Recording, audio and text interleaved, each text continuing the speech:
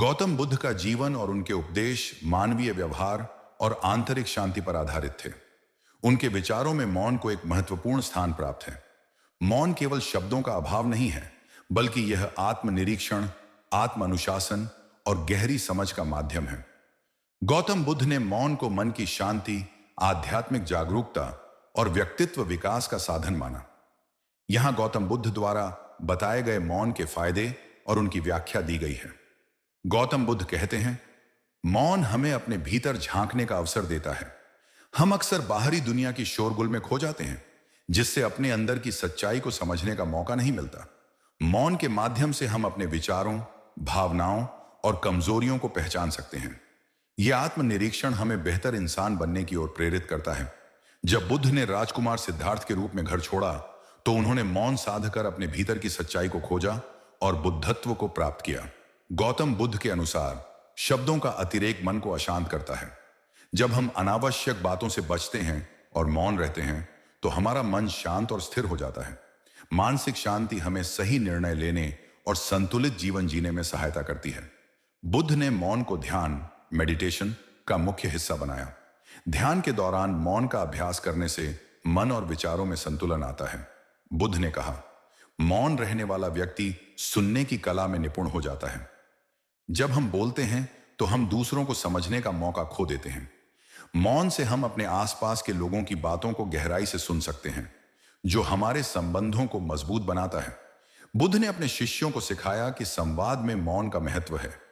यह केवल सुनने तक सीमित नहीं है, बल्कि सही समय पर उचित प्रतिक्रिया देने की समझ भी पैदा करता है।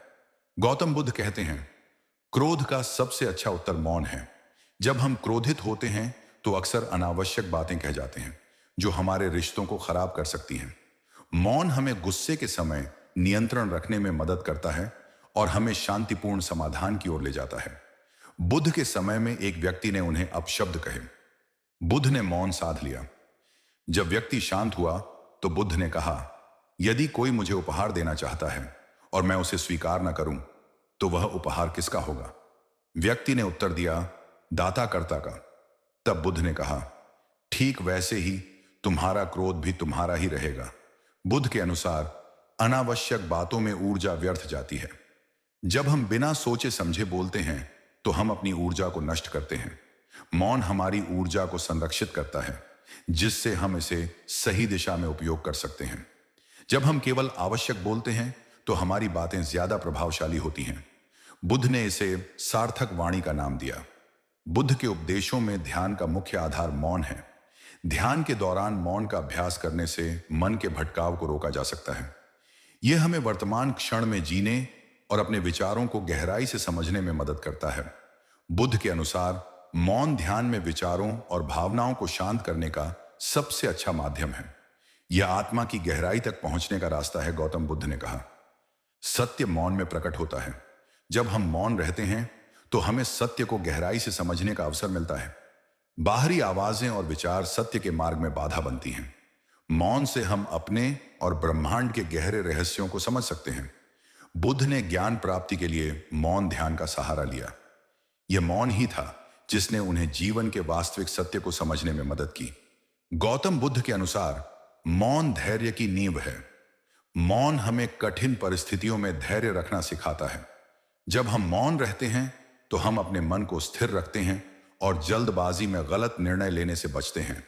धैर्यवान व्यक्ति ही जीवन की चुनौतियों को सफलतापूर्वक पार कर सकता है। मौन इस धैर्य को विकसित करता है। बुद्ध ने कहा, मौन करुणा को जन्म देता है। जब हम मौन रहते हैं, तो हम दूसरों की पीड़ा और भावनाओं को गहराई से महसूस कर सकते हैं। यह करुणा हमें दूसरों की मदद करने और दयालु बनने की प्रेरणा देती है। बुद्ध के जीवन में कई ऐसे प्रसंग हैं जहां उन्होंने मौन के माध्यम से करुणा व्यक्त की। गौतम बुद्ध कहते हैं, मौन आत्मनिर्भरता की ओर ले जाता है। जब हम मौन रहते हैं, तो हम अपने विचारों और कार्यों के लिए जिम्मेदारी लेना सीखते हैं। यह आत्मनिर्भरता हमें आत्मविश्वास और आत्मसम्मान प्रदान करती है। बुद्ध ने यह सिखाया कि मौन व्यक्ति को अपने अंदर से समाधान खोजने में सक्षम बनाता है। गौतम बुद्ध के अनुसार मौन केवल शब्दों का त्याग नहीं है, बल्कि यह आत्मा की यात्रा है। यह हमें अपने भीतर झांकने, शांतिपूर्ण जीवन जीने और अपने चारों ओर सकारात्मकता फैलाने में मदद करता है। बुद्ध ने अपने जीवन और शिक्षाओं के माध्यम से यह संदेश दिया कि मौन एक शक्तिशाली साधन है जो हमारे मन, शरीर और आत्मा को शुद्ध करता है। मौन में शक्ति है। यह शक्ति हमें आत्म जागृति और सच्चे सुख की ओर ले जाती है। मौन एक ऐसा माध्यम है जो हमारी आंतरिक शांति और आत्मिक संतुलन को प्राप्त करने में सहायक होता है। यह केवल शब्दों का अभाव नहीं, बल्कि एक अद्भुत शक्ति है जो मनुष्य के जीवन में सकारात्मक परिवर्तन ला सकती है। मौन न केवल हमारे मानसिक स्वास्थ्य को सुधारता है, बल्कि यह हमारी सोचने समझने की क्षमता को भी बेहतर बनाता है। इस कहानी में हम मौन रहने के लाभ, इसकी शक्ति और गौतम बुद्ध की एक प्रेरणादायक कहानी के माध्यम से इसके महत्व को समझेंगे। मौन केवल एक स्थिति नहीं है, बल्कि यह आत्मनिरीक्षण और आत्मविश्लेषण का साधन है। यह हमें बाहरी शोर से दूर कर हमारे भीतर के शोर को शांत करने में मदद करता है। जब हम मौन होते हैं तो हमें अपने विचारों, भावनाओं और क्रियाओं को गहराई से समझने का अवसर मिलता है। यह आत्म जागरूकता को बढ़ावा देता है और हमें बेहतर निर्णय लेने में सक्षम बनाता है। आज की तेज तर्रार और तनावपूर्ण दुनिया में मौन हमारी आत्मा के लिए एक शरण स्थली के समान है। यह हमें न केवल शारीरिक और मानसिक रूप से स्वस्थ रखता है, बल्कि हमारे संबंधों को भी सुदृढ़ करता है। मौन के माध्यम से हम दूसरों को बेहतर तरीके से सुन और समझ सकते हैं। मौन की शक्ति असीमित है।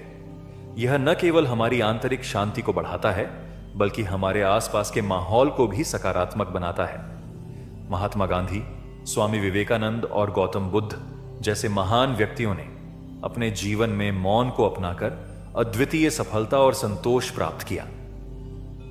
गौतम बुद्ध ने मौन की शक्ति का महत्व समझाते हुए कहा था कि मौन केवल शब्दों का अभाव नहीं है, बल्कि यह एक मानसिक स्थिति है जो आत्म जागरूकता और ज्ञान प्राप्त करने में सहायक होती है।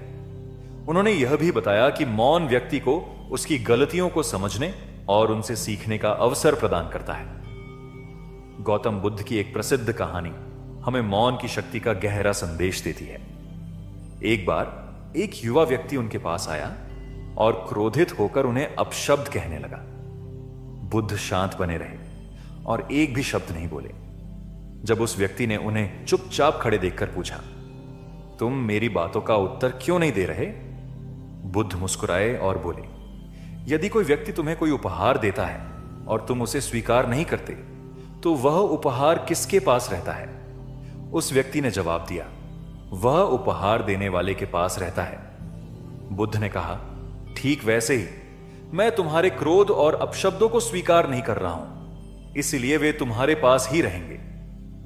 इस कहानी से हमें यह सीखने को मिलता है कि मौन रहकर हम न केवल दूसरों के नकारात्मक प्रभावों से बच सकते हैं, बल्कि अपनी मानसिक शांति को भी बनाए रख सकते हैं। मौन हमें यह सिखाता है कि हर परिस्थिति में प्रतिक्रिया देना आवश्यक नहीं है। मौन रहने के फायदे: 1. मानसिक शांति। मौन मानसिक तनाव और चिंता को कम करने में मदद करता है। यह आत्मचिंतन और ध्यान के माध्यम से मन को शांत करता है। 2. आत्म जागरूकता। मौन हमें अपने विचारों और भावनाओं को बेहतर ढंग से समझने का अवसर देता है। 3. बेहतर संबंध। मौन से हम दूसरों को ध्यान से सुनने और समझने में सक्षम होते हैं, जिससे हमारे संबंध मजबूत होते हैं। 4. अधिक ऊर्जा। अनावश्यक बातचीत से बचने पर हम अपनी ऊर्जा को महत्वपूर्ण कार्यों में लगा सकते हैं। 5. बेहतर निर्णय। मौन के माध्यम से हमें आत्मविश्लेषण और सोचने का समय मिलता है, जिससे हम सही निर्णय ले सकते हैं। मौन न केवल हमारी आत्मा को शांति देता है, बल्कि हमारे जीवन में सकारात्मकता और संतुलन लाने का साधन भी है। यह हमें आत्म जागरूकता, धैर्य और बेहतर संबंधों की दिशा में प्रेरित करता है। गौतम बुद्ध की शिक्षाएं और उनकी कहानी हमें सिखाती हैं कि मौन की शक्ति को समझना और अपनाना कितना आवश्यक है। इस भाग दौड़ भरी दुनिया में, जहां शोर और तनाव हमारे जीवन का हिस्सा बन गए हैं, मौन एक ऐसा साधन है जो हमें भीतर से सशक्त बनाता है। आइए हम सभी अपने जीवन में मौन को अपनाएं और इसके अद्भुत लाभों का अनुभव करें। चलिए हम एक और कहानी के माध्यम से आपको समझाते हैं कि मौन रहने से क्या लाभ होते हैं। और यह तो आपने सुना ही होगा कि एक मौन व्यक्ति हजारों को हरा देता है, तो चलिए कहानी को शुरू करते हैं। एक समय की बात है, एक गांव में गौतम बुद्ध का बहुत बड़ा आश्रम था। वहां पर एक प्रसिद्ध बौद्ध महात्मा रहते थे। वहां पर उनका एक शिष्य था जो कि बहुत बोलने वाला था। वह हर समय इधर उधर की बातें करता था। जब वह दान लेने के लिए जाता था तो हर घर से एक नई कहानी लेकर आता था और आश्रम के दूसरे शिष्यों को सुनता था। वो हर समय एक शिष्य की दूसरे शिष्य से बुराई और चुगली करता रहता था और दूसरों के सामने अच्छा बनने का प्रयास करता रहता था। खुद के मुंह से ही खुद की तारीफ करता रहता था और हमेशा ही उन्होंने खुद को महात्मा के सामने सबसे बुद्धिमान और उत्तम साबित करने का प्रयास करता रहता था। वह खुद को सभी शिष्यों से अलग और श्रेष्ठ मानता था। उसका कहना था कि मैं एक बड़े घर का बालक हूं।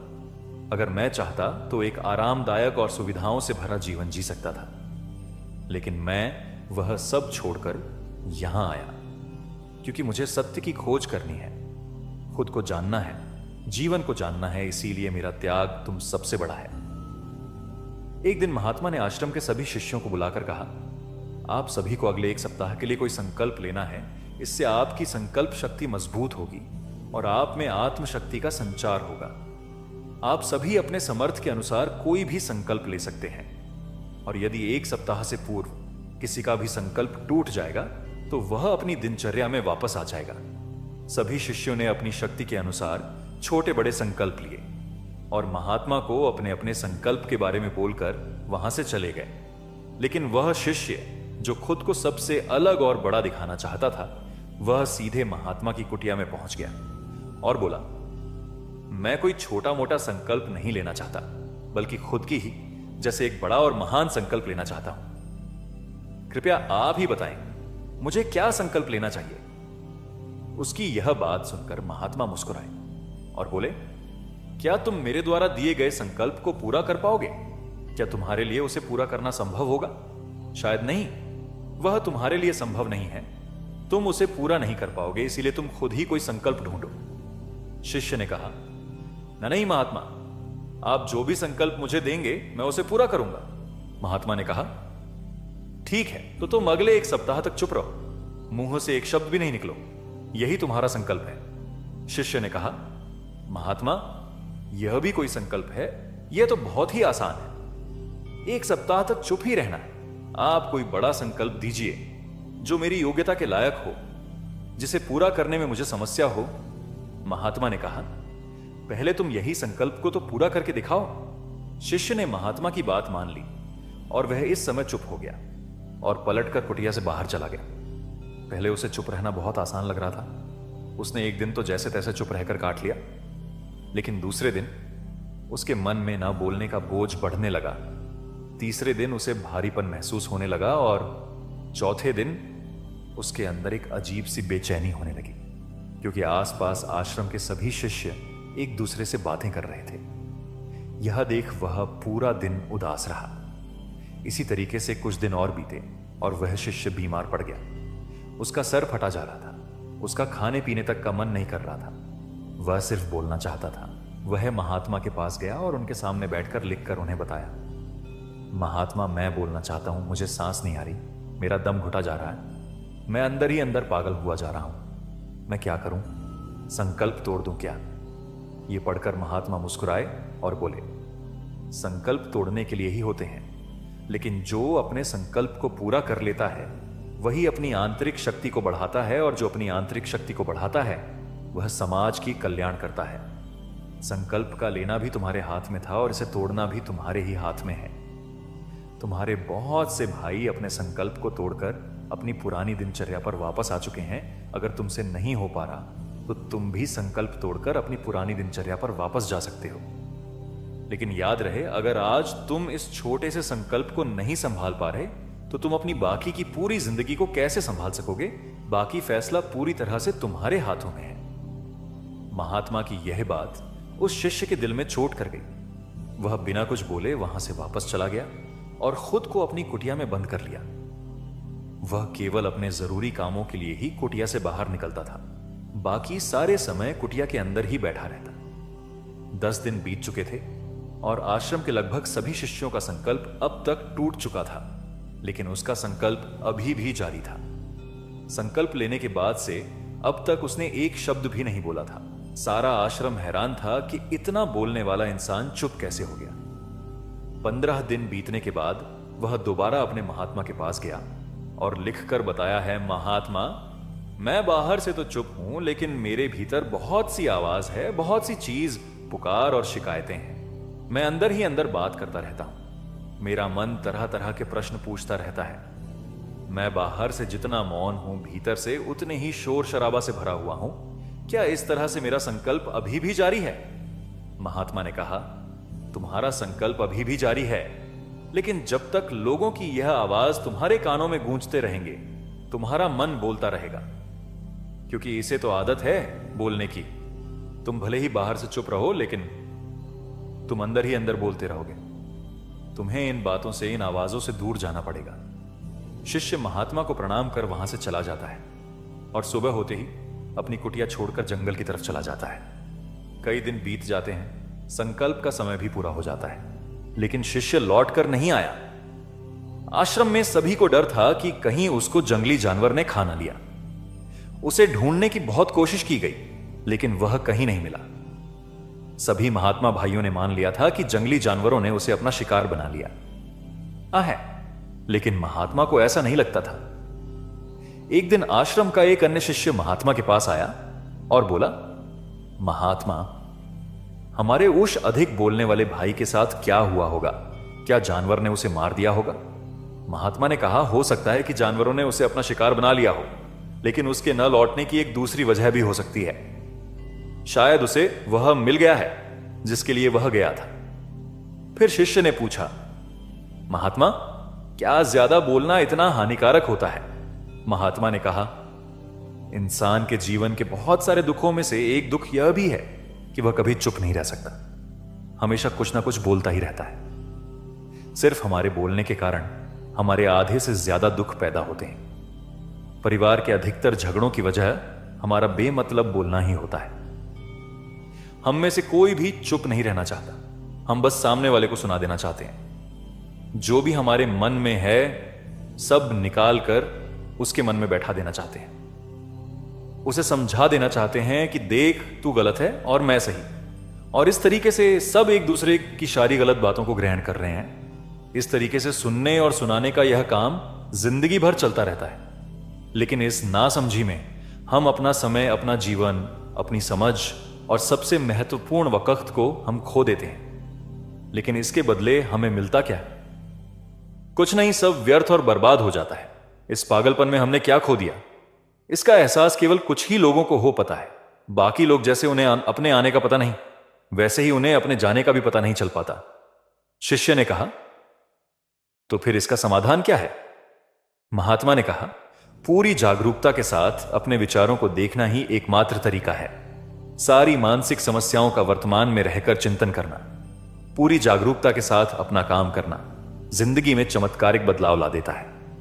उसके बाद वह शिष्य महात्मा से अपने प्रश्नों का उत्तर प्राप्त कर उनको प्रणाम करके वहां से चला गया। उस शिष्य को आश्रम छोड़कर गए हुए 4 सप्ताह हो चुका था, लेकिन उसकी कोई खबर न थी। तब तो सभी महात्मा भाइयों ने भी उसके वापस लौटने की उम्मीद छोड़ दी थी। लेकिन एक दिन वह आश्रम लौट आता है। उसे देखकर सभी के आश्चर्य और खुशी का ठिकाना ना रहा। लेकिन अब वह वैसा नहीं था जैसा गया था। वह बिल्कुल बदल चुका था। वह कुछ और ही बनकर वापस आया था। उसके अंदर एक गजब का बदलाव महसूस किया जाता था। उसके चेहरे पर एक गजब का ठहराव और आंखों में बनी शांति थी।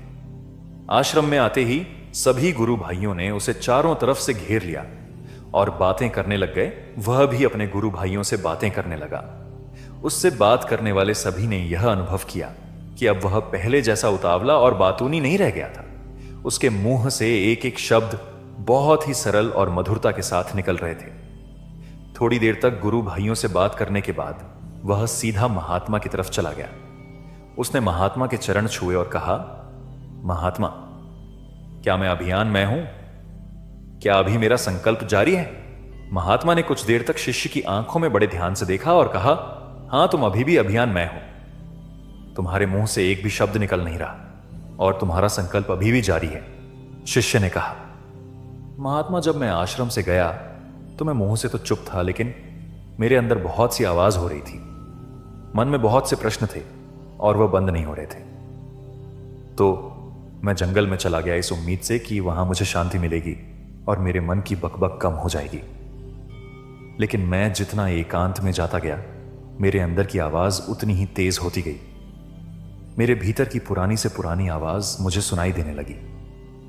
तब जाकर मैंने महसूस किया कि मैं कितना गलत कर रहा था। जब मैं अपने परिवार वालों, मित्रों को और गुरु भाइयों को बुरा भला कहता था तो उसे समय मुझे लगता था कि मैं सही कह रहा हूं। जब मैं गुरु भाइयों की एक दूसरे से चुगली करता था और उनका मजाक बनाता था, तब भी मुझे यही लगता था कि मैं उनसे बेहतर हूं और मैं सही कर रहा हूं। लेकिन उस दिन मैंने पहली बार महसूस किया कि मैं कितना गलत बोलता था। काफी दिनों तक यह सारे शोर और शिकायतें मेरे अंदर चलती रहीं, लेकिन धीरे धीरे करके एक दिन यह सारी आवाज मेरे अंदर से समाप्त हो गई। अब मैं भीतर से भी मौन हो गया। उसी घने जंगल में कोई बोलने वाला था नहीं और भीतर कोई आवाज बची ही नहीं थी। और मैं उसी दिन पहली बार मौन का सही अर्थ समझा। मेरे चारों तरफ बहुत शांति थी। हालांकि अभी भी कुछ आवाज आ रही थी जो पहले भी आती थी, लेकिन मैं उन्हें सुन नहीं पाता था। पर अब वह सभी आवाज जो मुझे स्पष्ट रूप से सुनाई दे रही थी, वो थी हवा के चलने की आवाज, चिड़ियों के चहकने की आवाज और पानी के बहाने की आवाज। यह सभी आवाज ही मैंने पहली बार पूरे होशपूर्वक सुनी। अपने चारों तरफ इतनी शांति मैंने पहले कभी महसूस नहीं की थी। तो इस शांति को भंग करने के लिए मैंने पहली बार अपने मुंह से कोई शब्द निकला। मैं चिल्लाया कि मोह, ईश्वर, ये कैसी शांति है? सभी कुछ इतना शांत क्यों है? ऐसा क्या हो गया? लेकिन मेरे चिल्लाने के बाद भी शांति भंग नहीं हुई। सब कुछ पहले जितना ही शांत था, बाहर भी और भीतर भी उतना शांत रहा। हे महात्मा, मैंने अपने गुरु भाइयों से बात की, मैं आपसे बात की, मैं बोल रहा हूं, मैं चल रहा हूं, मैं सब कुछ देख रहा हूं, लेकिन मैं अपने भीतर एकदम एकांत और मौन में हूं। जब मैं खुद में भी शोर करना चाहता हूं, तब भी एकांत में ही होता हूं। अब सब दिखाई पड़ने लगा है, सब सुनाई पड़ने लगा है। महात्मा ने कहा, जब तक हम बाहर की तरफ बोलते रहेंगे, भीतर अशांति ही रहेंगे। लेकिन जिस दिन हम भीतर की तरफ मुड़ जाएंगे, तब हमारे मुंह से कुछ भी निकलेगा, हम शांति रहेंगे। दुनिया में जितनी भी बुराइयां हैं, ज्यादातर हमारे बोलने से ही उत्पन्न होती है, क्योंकि हम चुप रहना नहीं चाहते। हम जितनी जरूरत है उससे कहीं ज्यादा बोलते हैं। हम सामने वाले को सुनना नहीं चाहते, बल्कि उसकी बोलती बंद कर देना चाहते हैं। उसे समझा देना चाहते हैं कि मैं कौन हूं, मैं क्या कर सकता हूं। और यही हमारी जिंदगी का मकसद बनकर रह जाता है। हमारी सारी ऊर्जा व्यर्थ के बोलने में बर्बाद होती रहती है। ऐसे ही समझ में लोगों का जीवन दुखों से भर जाता है, जो हमेशा एक दूसरे से शिकायत में लगे रहते हैं, कभी एक दूसरे को सुनना नहीं चाहते, समझना नहीं चाहते हैं। और चुप रहना तो उन्होंने कभी सीखा ही नहीं, क्योंकि चुप रहना उन्हें छोटा महसूस करवाता है। दुनिया की सभी लड़ाइयां का कारण हमारा बोलना ही है। इसीलिए हमें सिर्फ उतना ही बोलना चाहिए जितना जरूरी हो, क्योंकि व्यर्थ का बोलना ऊर्जा को नष्ट करना है। और यह बोलना ही हमें कभी अपने भीतर की ओर लौटने नहीं देता है, क्योंकि यह हमें बाहर की ओर खींच कर रखता है। और बाहर है ही क्या इस संसार के अलावा। लेकिन अगर अपने भीतर के संसार की ओर मोड़ना है, तो इस मुंह को बंद ही रखना चाहिए। इसीलिए जितने भी बुद्ध हुए, आत्मज्ञानी हुए, वह सभी एकांत की ओर भागे, ताकि उन्हें ज्यादा ना बोलना पड़े, ज्यादा सुना ना पड़े। वह एकांत में रहे और शांत रहे, इसीलिए आसानी से भीतर की यात्रा कर पाए। लेकिन अगर कोई चाहे तो इस संसार में रहकर भी एकांत में रह सकता है, शांत रह सकता है। लेकिन इसके लिए उन्हें अपनी ऊर्जा बचाने होगी, जिसे वह अब तक अपने व्यर्थ के शब्दों में बर्बाद कर रहे थे। इस कहानी की सीख यही है कि व्यर्थ का बोलना ऊर्जा को नष्ट करना है, और यह बोलना ही हमें कभी अपने भीतर की ओर लौटने नहीं देता, क्योंकि यह हमें बाहर की ओर झुकाए रखता है। और जिन्हें भीतर की यात्रा करनी है, उन्हें अपने मुंह को बंद ही रखना चाहिए। चुप रहने में अद्भुत शक्ति है। यदि हम सही समय पर सही शब्दों का प्रयोग करें, तो हम अपने जीवन को सकारात्मक दिशा में बदल सकते हैं। मौन रहकर हम अपनी आत्मा की गहराई में जा सकते हैं और भीतर से शांति का अनुभव कर सकते हैं। इससे हम अपने विचारों और भावनाओं को साफ करके अपने जीवन को सकारात्मक बना सकते हैं। हमें चुप रहने की कला सीखनी चाहिए ताकि हम अपने शब्दों का सही प्रयोग करके अपना और दूसरों का जीवन बेहतर बना सकें। उम्मीद करते हैं आपको हमारी यह कहानी पसंद आई होगी। तो चलिए बढ़ते हैं अपनी दूसरी कहानी की ओर। मनुष्य चाहे कितना भी प्रयास क्यों ना कर ले, कितना भी प्रयत्न क्यों ना कर ले, उसे अपने कर्मों का फल तो भोगना ही पड़ता है। चाहे मनुष्य कितना ही प्रयत्न कर ले, लेकिन वह कभी अपने कर्मों से बच नहीं सकता। जैसी करनी वैसी भरनी, यह वाक्य तो आपने सुना ही होगा। अर्थात जैसे आप कर्म करोगे वैसा ही आपको फल भी प्राप्त होगा। लेकिन मेरा एक प्रश्न है, क्या आप इस बात पर यकीन करते हैं कि जैसा आप कर्म करेंगे वैसा ही आपको फल भी मिलेगा? अब आप में से अधिकतर लोगों के मन में यह प्रश्न जरूर उठ रहा होगा, क्योंकि इसमें पूछने वाली बात क्या है?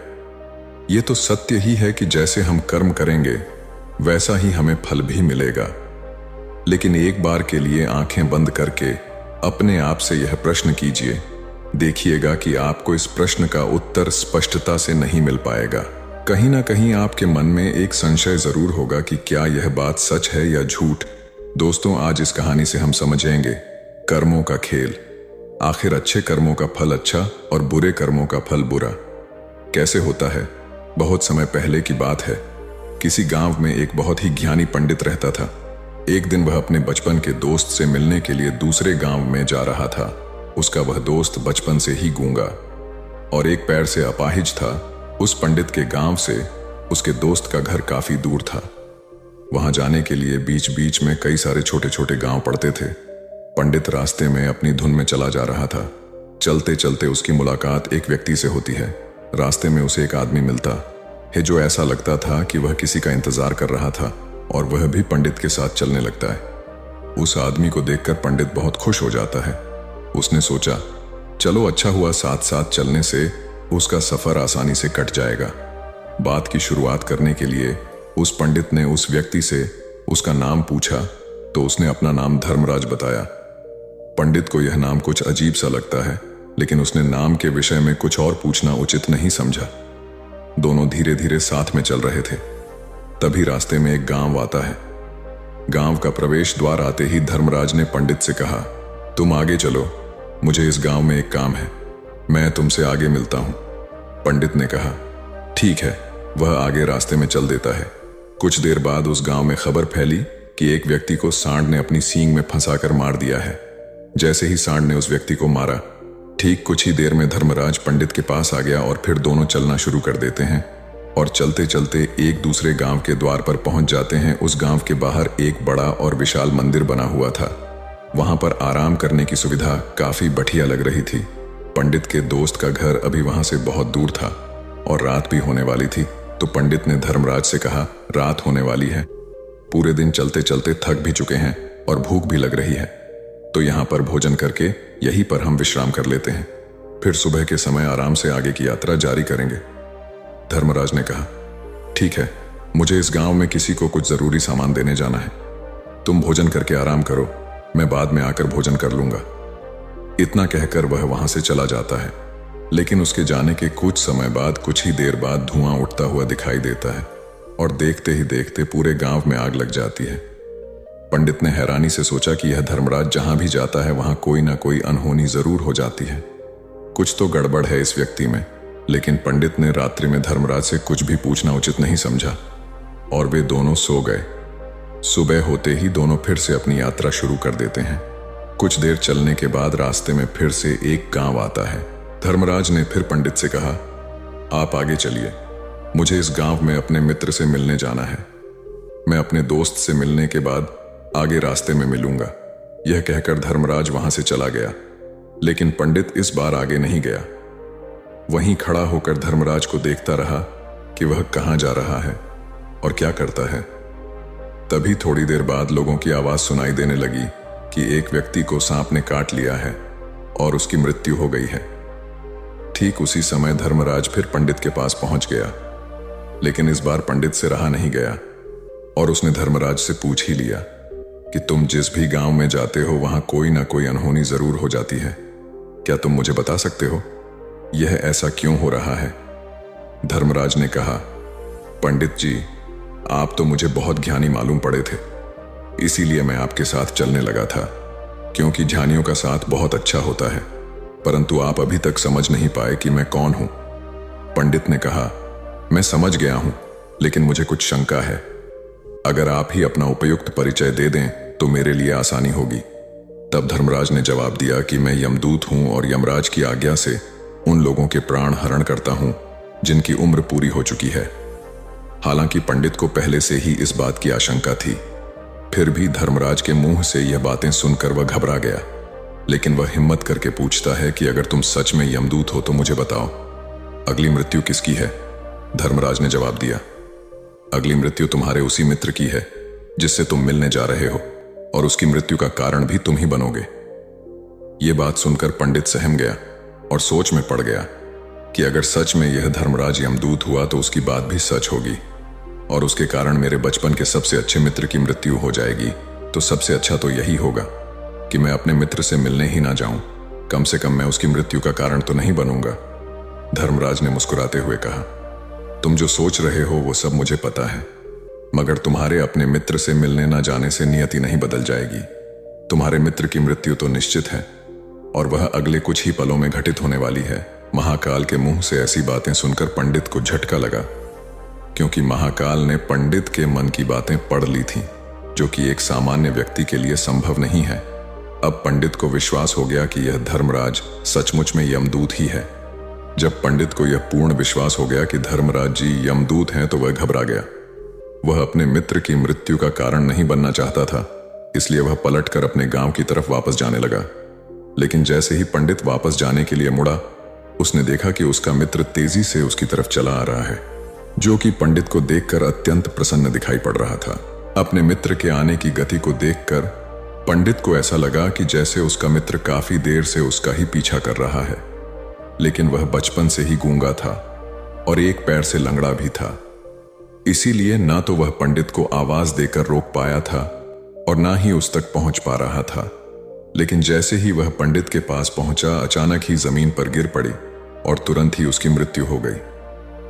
पंडित हक्का बक्का होकर धर्मराज की ओर देखने लगा, जैसे कि वह पूछना चाह रहा हो कि आखिर क्या हुआ। धर्मराज पंडित के मन में उठ रहे प्रश्नों को समझ गया और बोला, तुम्हारे मित्र ने पिछले गांव में ही तुम्हें देख लिया था और वे वहीं से ही तुम्हारा पीछा कर रहा था, लेकिन गूंगा और लंगड़ा होने की वजह से वह तुम तक नहीं पहुंच पाया। उसने अपनी पूरी ताकत लगाकर तुम तक पहुंचने का प्रयास किया, लेकिन बुढ़ापे में बचपन जैसी ताकत नहीं होती, इसलिए दिल का दौरा होने के कारण उसकी मृत्यु हो गई, क्योंकि वह तुमसे मिलने के लिए अपनी सीमाओं को तोड़कर तुम्हारे पीछे भाग रहा था।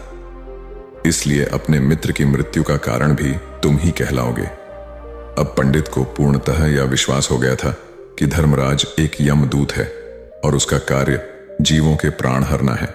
लेकिन पंडित एक ज्ञानी व्यक्ति था, वह यह भी जानता था कि मृत्यु पर किसी का वश नहीं है, सबको एक ना एक दिन मरना ही है। यही सोचकर उसने अपने आप को संभाल लिया। लेकिन अचानक ही पंडित के मन में अपनी मृत्यु के बारे में जानने की इच्छा हुई, इसलिए उसने धर्मराज से पूछा कि जब मृत्यु मेरे दोस्त की होनी थी तो तुम शुरू से ही मेरे साथ क्यों चल रहे थे? यह प्रश्न सुनकर धर्मराज जोर से हंसा और बोला, मैं तो हर पल हर क्षण सभी के साथ चलता हूं, किंतु लोग पहचान नहीं पाते, क्योंकि लोगों के पास अपनी समस्याओं के अलावा किसी और व्यक्ति, वस्तु या घटना के बारे में सोचने समझने या उसे देखने का समय ही नहीं होता। पंडित ने कहा, तो क्या तुम यह बता सकते हो कि मेरी मृत्यु कब, कहां और कैसे होगी? महाकाल ने कहा, हालांकि किसी भी सामान्य जीव के लिए अपनी मृत्यु के बारे में जानना ठीक नहीं है, क्योंकि कोई भी जीव हो या जानकर, वह अपनी मृत्यु के बारे में जानकर बहुत दुखी हो जाता है। हालांकि तुम जानी व्यक्ति मालूम पड़ते हो, और तुमने जिस तरीके से अपने मित्र की मृत्यु को सहन कर लिया है, उसे देखकर लगता है कि तुम अपनी मृत्यु के बारे में जानकर भी दुखी नहीं होंगे। महाकाल ने कहा, तो सुनो, तुम्हारी मृत्यु आज से ठीक 6 महीने बाद आज ही के दिन किसी दूसरे राज्य में फांसी लगने से होगी, और सबसे हैरानी की बात तो यह होगी कि तुम स्वयं ही खुशी से उस फांसी को स्वीकार कर लोगे। इतना कहकर धर्मराज वहां से चला गया, क्योंकि अब धर्मराज के पास पंडित के साथ चलते रहने का कोई कारण न था। इसके बाद पंडित ने अपने मित्र के शरीर का अंतिम संस्कार किया और यथाशक्ति उसके क्रियाकर्म करके अपने गांव वापस आ गया। लेकिन कोई व्यक्ति कितना भी ज्ञानी क्यों ना हो, अपनी मृत्यु के बारे में जानकर दुखी तो होता ही है और मृत्यु से बचने का कोई ना कोई उपाय भी खोजता है। तो पंडित ने भी वही किया। क्योंकि पंडित विद्वान था, इसलिए उसकी पहचान उस राज्य के राजा तक थी। पंडित ने सोचा कि राजा के पास तो कई सारे ज्ञानी मंत्री हैं, वह मेरी मृत्यु से संबंधित समस्या का कोई ना कोई समाधान निकाल ही लेंगे। पंडित यही सब सोचता हुआ राज दरबार में पहुंच जाता है और राजा से सारी घटना के बारे में बताता है। राजा ने अपने मंत्रियों को सारी समस्या बताई और उनसे सलाह मांगी। अंत में सभी ने विचार विमर्श करके कहा, अगर पंडित की बात सही है तो उसकी मृत्यु भी 6 महीने बाद ही होगी, लेकिन मृत्यु तो तब होगी जब वह किसी दूसरे राज्य में जाएगा। यदि वह किसी दूसरे राज्य में जाए ही ना तो मृत्यु ही नहीं होगी। मंत्रियों की यह सलाह राजा को भी सही लगी। इसके बाद पंडित के रहने की सारी व्यवस्था महल में ही कर दी गई और राजा के आदेश के बिना उस पंडित से किसी को भी नहीं मिलने दिया जाता था। लेकिन पंडित कहीं भी आ जा सकता था, ताकि पंडित को यह न लगे कि वह राजा की कैद में है। परंतु पंडित डर के मारे स्वयं ही कहीं आता जाता नहीं था। धीरे धीरे महीने गुजरते गए और पंडित की मृत्यु का समय नजदीक आने लगा और अंततः वह भी दिन आ गया जिस दिन पंडित की मृत्यु होनी थी। तो जिस दिन पंडित की मृत्यु होनी थी उसकी एक रात पहले पंडित डर के मारे जल्दी ही सो गया, ताकि जल्दी से वह रात बीत जाए और अगला दिन आ जाए, ताकि उसकी मृत्यु टल सके। यही सोचकर वह जल्दी सो जाता है। लेकिन पंडित को नींद में चलने की बीमारी थी और अपनी इस बीमारी के बारे में वह स्वयं ही नहीं जानता था। तो फिर राजा मंत्री या किसी वैद्य को इसके बारे में बताने का कोई प्रश्न ही नहीं उठता। पंडित अपनी मृत्यु को लेकर बहुत चिंतित था। वह पिछले कई दिनों से ठीक है, सो भी नहीं पा रहा था और नींद में चलने की बीमारी भी तभी होती है जब व्यक्ति ठीक से सो नहीं पा रहा हो। तो उस रात भी पंडित को नींद में चलने का दौरा पड़ा। वह उठा और महल से निकलकर अस्तबल में गया। क्योंकि पंडित राजा का खास मेहमान था, इसलिए किसी भी पहरेदार ने उसे नहीं रोका और ना ही किसी तरह की कोई पूछताछ की। अस्तबल में पहुंचकर वह सबसे तेज चलने वाले घोड़े की पीठ पर सवार होकर नींद में ही अपने राज्य की सीमा से बाहर दूसरे पड़ोसी राज्य में चला गया। इतना ही नहीं, वह दूसरे राज्य के राजा के महल में पहुंच गया। उस महल के पहरेदार ने भी उसे नहीं रोका और ना ही कोई पूछताछ की। सभी लोग रात्रि का अंतिम प्रहार होने के कारण गहरी नींद में थे। वह पंडित सीधे राजा के सैन्य कक्ष में पहुंचा, जहां राजा और रानी सो रहे थे। वह पंडित वहीं जाकर सो गया। सुबह हुई तो राजा ने पंडित को रानी के बगल में सोया हुआ देखा तो राजा बहुत क्रोधित हो गया। राजा ने पंडित को कैद करने का आदेश दे दिया। पंडित गिरफ्तार हो गया, लेकिन पंडित तो भौचक्का था। उसे तो कुछ समझ नहीं आ रहा था कि आखिर वह दूसरे राज्य में और राजा के सैन्य कक्ष में कैसे पहुंचा। लेकिन वहां उसकी यह सब सुनने वाला कोई नहीं था। अगली सुबह राजा ने पंडित को दरबार में पेश करने का आदेश दिया। कुछ देर बाद उस पंडित को दरबार में लाया गया। पंडित को देखते ही राजा इतना बबूला हो गया कि उसे फांसी पर चढ़ा देने का हुक्म सुना दिया। फांसी की सजा सुनकर पंडित कांप गया, लेकिन फिर भी थोड़ी सी हिम्मत जुटाकर राजा से बोला, महाराज, मैं नहीं जानता कि मैं राजमहल तक कैसे पहुंचा। मैं यह भी नहीं जानता हूं कि आपके सैन्य कक्ष तक मैं कैसे आया और आपके महल के किसी पहरेदार या सैनिक ने मुझे रोका क्यों नहीं। लेकिन मैं इतना जरूर जानता हूं कि आज मेरी मृत्यु होनी थी और वो होनी भी जा रही है। राजा को यह बात थोड़ी अजीब लगी। उसने पंडित से पूछा, तुम्हें कैसे पता कि आज तुम्हारी मृत्यु होनी है? राजा के इस प्रश्न के जवाब में पंडित ने पिछले 6 महीने का सारा वाक्य राजा को सुना दिया और बोला, महाराज, मेरा क्या किसी भी सामान्य व्यक्ति में इतना साहस नहीं कि वह राजा के सैन्य कक्ष में राजा की उपस्थिति में रानी के साथ सो जाए। राजा को पंडित की बात में थोड़ा तर्क दिखाई पड़ा, परंतु उसने सोचा कि यह मृत्यु से बचने के लिए धर्मराज और उसके द्वारा अपनी मृत्यु की भविष्यवाणी की कहानी बना रहा है। इसलिए राजा ने पंडित से कहा, यदि तुम्हारी बात सत्य है और आज यह तुम्हारी मृत्यु का दिन है जैसा कि यमदूत धर्मराज ने तुमसे कहा था, तो आज तुम्हारी मृत्यु का कारण मैं नहीं बनूंगा, लेकिन यदि तुम्हारी बात झूठी निकली तो निश्चित ही आज तुम्हारी मृत्यु का दिन होगा ना, क्योंकि जिस राज्य से पंडित आया था उस राज्य का राजा इस राजा का मित्र था। इसलिए इस राजा ने तुरंत अपने 2 सैनिकों को पड़ोसी राजा के पास भेजकर पंडित की बात की सत्यता का प्रमाण मांगा भेजा। भेजे गए सैनिक शाम तक लौटे और उन्होंने राजा को बताया कि महाराज, पंडित जो कुछ भी कह रहा है वह सब सत्य है। पड़ोसी राज्य के राजा ने पिछले 6 महीने से पंडित के रहने की सारी व्यवस्था अपने ही महल में कर रखी थी। पंडित राजा का खास मेहमान था। कल शाम राजा आखिरी बार पंडित से उसके कक्ष में मिले थे और उसके बाद यह इस राज्य में कैसे पहुंच गया इसकी जानकारी किसी को भी नहीं है। इसलिए उस राज्य के राजा के अनुसार पंडित को फांसी की सजा देना ठीक नहीं है। लेकिन राजा के सामने एक नई समस्या थी, क्योंकि उसने बिना पूरी बात जाने ही पंडित को फांसी की सजा सुना दी थी। इसलिए अगर पंडित को फांसी नहीं दी जाती तो राजा के वचन का अपमान हो जाएगा, लेकिन अगर राजा की बात का मान रखा जाए तो बेवजह ही एक निर्दोष व्यक्ति की मौत हो जाएगी। राजा ने अपने सभी मंत्रियों से इस बारे में सुझाव मांगा तो मंत्रियों ने राजा को सुझाव दिया कि महाराज, पंडित को एक कच्चे सूत के धागे से फांसी लगवा दी जाए। इससे आपके कथन का भी मान रह जाएगा और कच्चे सूत के धागे से पंडित को फांसी भी नहीं लगेगी और उसके प्राण भी बच जाएंगे। राजा को मंत्रियों का यह सुझाव पसंद आया और उसने ऐसा ही करने का आदेश दे दिया। पंडित के लिए कच्चे सूत के धागे से फांसी का फंदा बनाया गया और नियम के अनुसार पंडित को फांसी पर चढ़ाया जाने लगा। सभी लोग बहुत खुश थे कि ना तो पंडित मरेगा और ना ही राजा का वचन खाली जाएगा। पंडित को भी पूर्ण विश्वास था यह सूद के धागे से तो उसकी मृत्यु हो ही नहीं सकती। पंडित उस पर चढ़ने के लिए तैयार हो गया, जैसा कि धर्मराज ने भविष्यवाणी की थी कि तुम खुद ही अपनी फांसी को स्वीकार करोगे। लेकिन जैसे ही पंडित को फांसी दी गई, सूत का धागा तो टूट गया, लेकिन टूटने से पहले उसने अपना काम कर दिया था।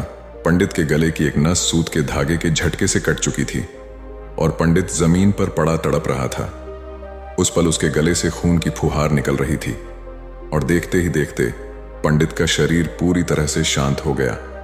सभी लोग आश्चर्यचकित थे और पंडित को मरता हुआ देख रहे थे।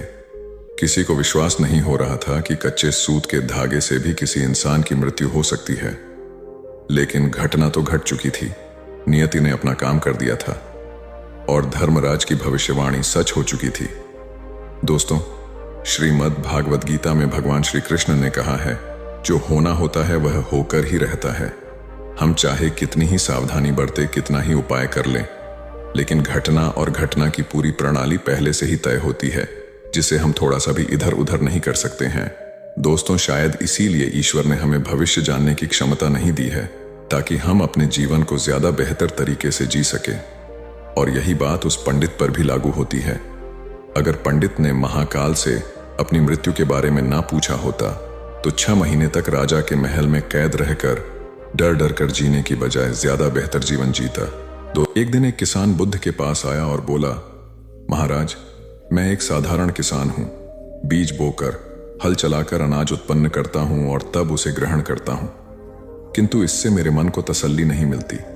मैं कुछ ऐसा करना चाहता हूं जिससे मेरे खेत में अमृतत्व के फल उत्पन्न हो। आप मुझे मार्गदर्शन दीजिए जिससे मेरे खेत में अमृतत्व के फल उत्पन्न होने लगें। बात सुनकर बुद्ध मुस्कुराकर बोले, भले व्यक्ति, तुम्हें अमृतत्व का फल तो अवश्य मिल सकता है, किंतु इसके लिए तुम्हें खेत में बीज न बोकर अपने मन में बीज बोने होंगे। यह सुनकर किसान हैरानी से बोला, प्रभु, आप यह क्या कह रहे हैं? भला मन के बीज बोकर भी फल प्राप्त हो सकते हैं? बुद्ध बोले, बिल्कुल हो सकते हैं, और इन बीजों से तुम्हें जो फल प्राप्त होंगे वे वाकई साधारण न होकर अद्भुत होंगे, जो तुम्हारे जीवन को भी सफल बनाएंगे और तुम्हें नेकी की राह दिखाएंगे। किसान ने कहा, प्रभु, तब तो मुझे अवश्य बताइए कि मैं मन में बीज कैसे बोऊं? बुद्ध बोले, तुम मन में विश्वास के बीज बो, विवेक का हल चलाओ, ज्ञान के जल से उसे सींचो और उसमें नम्रता का उर्वरक डालो। इससे तुम्हें अमृतत्व का फल प्राप्त होगा। उसे खाकर तुम्हारे सारे दुख दूर हो जाएंगे और तुम्हें असीम शांति का अनुभव होगा। बुद्ध से अमृतत्व के फल की प्राप्ति की बात सुनकर किसान की आंखें खुल गईं। वह समझ गया कि अमृतत्व का फल सद्विचारों के द्वारा ही प्राप्त किया जा सकता है। गौतम बुद्ध किसी उपवन में विश्राम कर रहे थे। तभी बच्चों का एक झुंड आया और पेड़ पर पत्थर मारकर आम गिराने लगा। एक पत्थर बुद्ध के सर पर लगा और उससे खून बहने लगा। बुद्ध की आंखों में आंसू आ गए। बच्चों ने देखा तो भयभीत हो गए। उन्हें लगा कि अब बुद्ध उन्हें भला बुरा कहेंगे। बच्चों ने उनके चरण पकड़ लिए और उनसे क्षमा याचना करने लगे। उनमें से एक बच्चे ने कहा, हमसे बड़ी भूल हो गई है, मेरी वजह से आपको पत्थर लगा और आपके आंसू आ गए। इस पर बुद्ध ने कहा, बच्चों, मैं इसलिए दुखी हूं कि तुमने आम के पेड़ पर पत्थर मारा तो पेड़ ने बदले में तुम्हें मीठे फल दिए, लेकिन मुझे मारने पर मैं तुम्हें सिर्फ भय दे सका। एक बार भगवान बुद्ध अपने अनुयायियों के साथ किसी गांव में उपदेश देने जा रहे थे। उस गांव से पूर्व ही मार्ग में उन लोगों को जगह जगह बहुत सारे गड्ढे खुदे हुए मिले। बुद्ध के एक शिष्य ने उन गड्ढों को देखकर जिज्ञासा प्रकट की, आखिर इस तरह के गड्ढे खुदे होने का तात्पर्य क्या है? बुद्ध बोले, पानी की तलाश में किसी व्यक्ति ने इतने गड्ढे खोदे हैं। यदि वह धैर्यपूर्वक एक ही स्थान पर गड्ढा खोदता तो उसे पानी अवश्य मिल जाता, पर वह थोड़ी देर गड्ढा खोदता और पानी न मिलने पर दूसरा गड्ढा खोदना शुरू कर देता। व्यक्ति को परिश्रम करने के साथ धैर्य भी रखना चाहिए। एक बार भगवान बुद्ध भिक्षा के लिए एक किसान के यहां पहुंचे। तथागत को भिक्षा के लिए आया देखकर किसान उपेक्षा से बोला, श्रमण, मैं हल जोतता हूं और तब खाता हूं। तुम्हें भी हल जोतना और बीज बोना चाहिए और तब खाना खाना चाहिए। बुद्ध ने कहा, महाराज, मैं भी खेती ही करता हूं। इस पर किसान को जिज्ञासा हुई। बोले, गौतम, मैं न तुम्हारा हल देखता हूं, न बैल और न खेती के स्थल। तब आप कैसे कहते हैं कि आप भी खेती ही करते हैं? आप कृपया अपनी खेती के संबंध में समझाइए।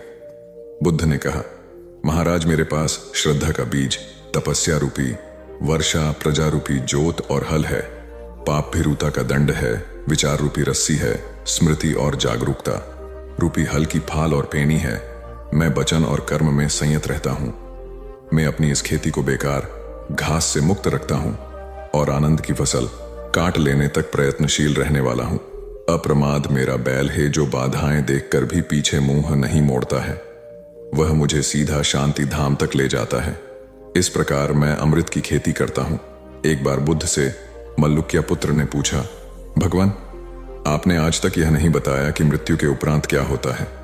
उसकी बात सुनकर बुद्ध मुस्कुराए। फिर उन्होंने उससे पूछा, पहले मेरी एक बात का जवाब दो। अगर कोई व्यक्ति कहीं जा रहा हो और अचानक कहीं से आकर उसके शरीर में एक विषबुझा बाण घुस जाए तो उसे क्या करना चाहिए? पहले शरीर में घुसे बाण को हटाना ठीक रहेगा या फिर देखना कि बाण किधर से आया है और किसे लक्ष्य कर मारा गया है? मल्लु के पुत्र ने कहा, पहले तो शरीर में घुसे बाण को तुरंत निकालना चाहिए, अन्यथा विष पूरे शरीर में फैल जाएगा। बुद्ध ने कहा, बिल्कुल ठीक कहा तुमने। अब यह बताओ कि पहले इस जीवन के दुखों के निवारण का उपाय किया जाए या मृत्यु की बाद की बातों के बारे में सोचा जाए? मल्लुक के पुत्र अब समझ चुका था और उसकी जिज्ञासा शांत हो गई। एक दिन एक व्यक्ति बुद्ध के पास पहुंचा। वह बहुत अधिक तनाव में था। अनेक प्रश्न उसके दिमाग में घूम घूम कर उसे परेशान कर रहे थे, जैसे आत्मा क्या है, आदमी मृत्यु के बाद कहां जाता है, सृष्टि का निर्माता कौन है, स्वर्ग नरक की अवधारणा कहां तक सच है और ईश्वर है या नहीं। उसे इन प्रश्नों के उत्तर नहीं मिल रहे थे। जब वह बुद्ध के पास पहुंचा तो उसने देखा कि बुद्ध को कई लोग घेर कर बैठे हैं। बुद्ध उन सभी के प्रश्नों व जिज्ञासाओं का समाधान अत्यंत सहज भाव से कर रहे हैं। काफी देर तक यह क्रम चलता रहा, किंतु बुद्ध धैर्यपूर्वक हर एक को संतुष्ट करते रहे। बेचारा व्यक्ति वहां का हाल देखकर परेशान हो गया। उसने सोचा कि इन्हें दुनियादारी के मामलों में पड़ने से क्या लाभ, अपना भगवत भजन करें और बुनियादी समस्याओं से ग्रस्त इन लोगों को भगाएं। किंतु बुद्ध का व्यवहार देखकर तो ऐसा लग रहा था मानो इन लोगों का दुख उनका अपना दुख है। आखिर उस व्यक्ति ने पूछ ही लिया, महाराज, आपको इन सांसारिक बातों से क्या लेना देना? बुद्ध बोले, मैं ज्ञानी नहीं हूं और इंसान हूं। वैसे भी वह ज्ञान किस काम का जो इतना घमंडी और आत्म केंद्रित हो कि अपने अतिरिक्त दूसरे की चिंता ही न कर सके। ऐसा ज्ञान तो अज्ञान से भी बुरा है। बुद्ध की बातें सुनकर व्यक्ति की उलझन दूर हो गई। उस दिन से उसकी सोच व आचरण दोनों बदल गए। कथा का सार यह है कि ज्ञान तभी सार्थक होता है जब वह लोक कल्याण में संलग्न हो। महात्मा बुद्ध एक गांव में ठहरे हुए थे। वे प्रतिदिन शाम को वहां पर सत्संग करते थे। भक्तों की भीड़ होती थी क्योंकि उनके प्रवचनों से जीवन को सही दिशा बोध प्राप्त होता था। बुद्ध की वाणी में गजब का जादू था। उनके शब्द श्रोता के दिल में उतर जाते थे। एक युवक प्रतिदिन बुद्ध का प्रवचन सुनता था। एक दिन जब प्रवचन समाप्त हो गए तो वह बुद्ध के पास गया और बोला, महाराज, मैं काफी दिनों से आपके प्रवचन सुन रहा हूं, किंतु यहां से जाने के बाद मैं अपने गृहस्थ जीवन में वैसा सदाचरण नहीं कर पाता जैसा यहां से सुनकर जाता हूं। इससे सत्संग के महत्व पर शंका भी होने लगती है। बताइए मैं क्या करूं? बुद्ध ने युवक को बांस की एक टोकरी देते हुए उसमें पानी भरकर लाने के लिए कहा। युवक टोकरी में जल भरने में असफल रहा। बुद्ध ने यह कार्य निरंतर जारी रखने के लिए कहा। युवक प्रतिदिन टोकरी में जल भरने का प्रयास करता, किंतु सफल नहीं हो पाता। कुछ दिनों बाद बुद्ध ने उससे पूछा, इतने दिनों से टोकरी में लगातार जल डालने से क्या टोकरी में कोई फर्क नजर आया? युवक बोला, एक फर्क जरूर नजर आया है। पहले टोकरी के साथ मिट्टी जमा होती थी, अब वह साफ दिखाई देती है। कोई गंदगी नहीं दिखाई देती है और इसके छेद पहले जितने बड़े नहीं रह गए, वे बहुत छोटे हो गए हैं। तब बुद्ध ने उसे समझाया, यदि इसी तरह उसे पानी में निरंतर डालते रहोगे तो कुछ ही दिनों में ये छेद फूल कर बंद हो जाएंगे और टोकरी में पानी भर पाओगे। इसी प्रकार जो निरंतर सत्संग करते हैं उनका मन एक दिन अवश्य निर्मल हो जाता है। अवगुणों के छिद्र भरने लगते हैं और गुणों का जल भरने लगता है। युवक ने बुद्ध से अपनी समस्या का समाधान पा लिया। निरंतर सत्संग से दुर्जन भी सज्जन हो जाते हैं, क्योंकि महापुरुषों की पवित्र वाणी उनके मानसिक विकारों को दूर कर उनमें सद्विचारों का आलोक प्रसारित कर देती है। एक आदमी को बुद्ध ने सुझाव दिया कि दूर से पानी लाते हो, क्यों नहीं अपने घर के पास एक कुआं खोद लेते? हमेशा के लिए पानी की समस्या से छुटकारा मिल जाएगा।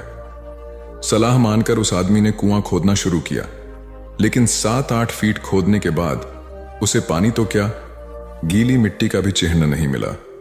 उसने वह जगह छोड़कर दूसरी जगह खुदाई शुरू की, लेकिन 10 फीट खोदने के बाद भी उसमें पानी नहीं निकला। उसने फिर तीसरी जगह कुआं खोदना शुरू किया, लेकिन यहां भी उसे निराशा ही हाथ लगी। इस क्रम में उसने 8-10 फीट के 10 कुएं खोद डाले, लेकिन पानी कहीं नहीं मिला। वह निराश होकर बुद्ध के पास गया। उसने बुद्ध को बताया कि मैंने 10 कुएं खोद डाले, मगर पानी एक में भी नहीं निकला। बुद्ध को आश्चर्य हुआ। वे स्वयं चलकर उस स्थान पर आए जहां उसने 10 गड्ढे खोदे हुए थे। बुद्ध ने उन गड्ढों की गहराई देखी और सारा माजरा समझ गए। फिर वे बोले, 10 कुएं खोदने की बजाय एक कुएं में ही तुम अपना सारा परिश्रम लगाते तो पानी कब का मिल गया होता। तुम सब गड्ढों को बंद कर दो, केवल एक को गहरा करते जाओ, पानी निकल आएगा। उसने बुद्ध की बात मानकर ऐसा ही किया। परिणाम स्वरूप कुआं पूर्ण होते ही पानी निकल आया। सबने भगवान बुद्ध की जय जयकार की। धन्ना सेठ के पास 7 पुश्तों के पालन पोषण जितना धन था। उसका व्यापार चारों तरफ फैला हुआ था, किंतु फिर भी उसका मन अशांत रहता था। कभी धन की सुरक्षा की चिंता तो कभी व्यापारिक प्रतिस्पर्धा में आगे निकलने का तनाव। चिंता और तनाव के कारण वह अस्वस्थ रहने लगा।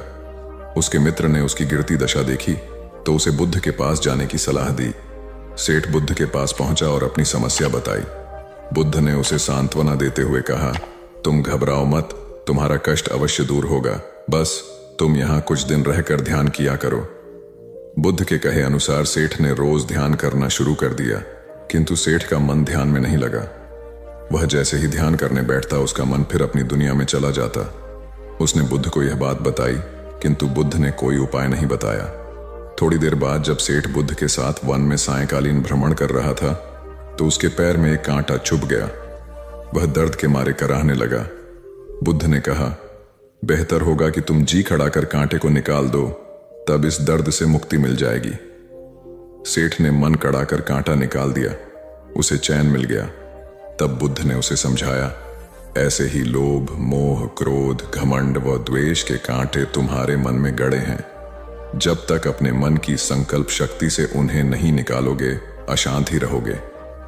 सेठ का अज्ञान बुद्ध के इन शब्दों से दूर हो गया और उसने निर्मल हृदय की राह पकड़ ली।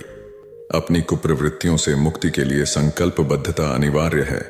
जब तक व्यक्ति दृढ़ निश्चय न कर ले, वह अपनी गलत आदतों से मुक्त नहीं हो सकता।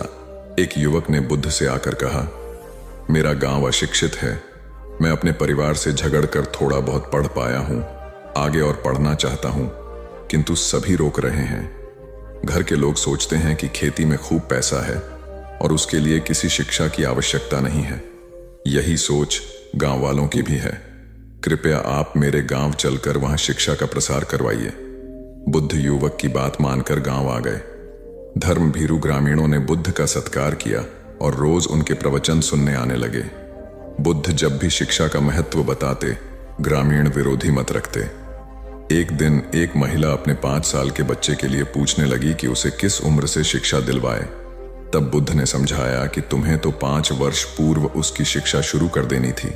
उसे क्या खाना है, क्या नहीं, कैसे क्या बोलना है आदि बातें शुरू से सिखाओगी, तभी तो वह अपना उचित ख्याल रख सकेगा। बुद्ध की यह बात महिला सहित सभी ग्रामीणों को समझ में आ गई। उन्होंने अपने बच्चों को विद्यालय भेजना शुरू किया। यह समय वर्षा का था। युवक ने लोगों को जल संग्रहण की तकनीक बताई। अधिकांश ने उपहास किया, किंतु युवक अपना काम करता रहा। बुद्ध का सहयोग प्राप्त था, इसलिए किसी ने उसका खुलकर विरोध नहीं किया।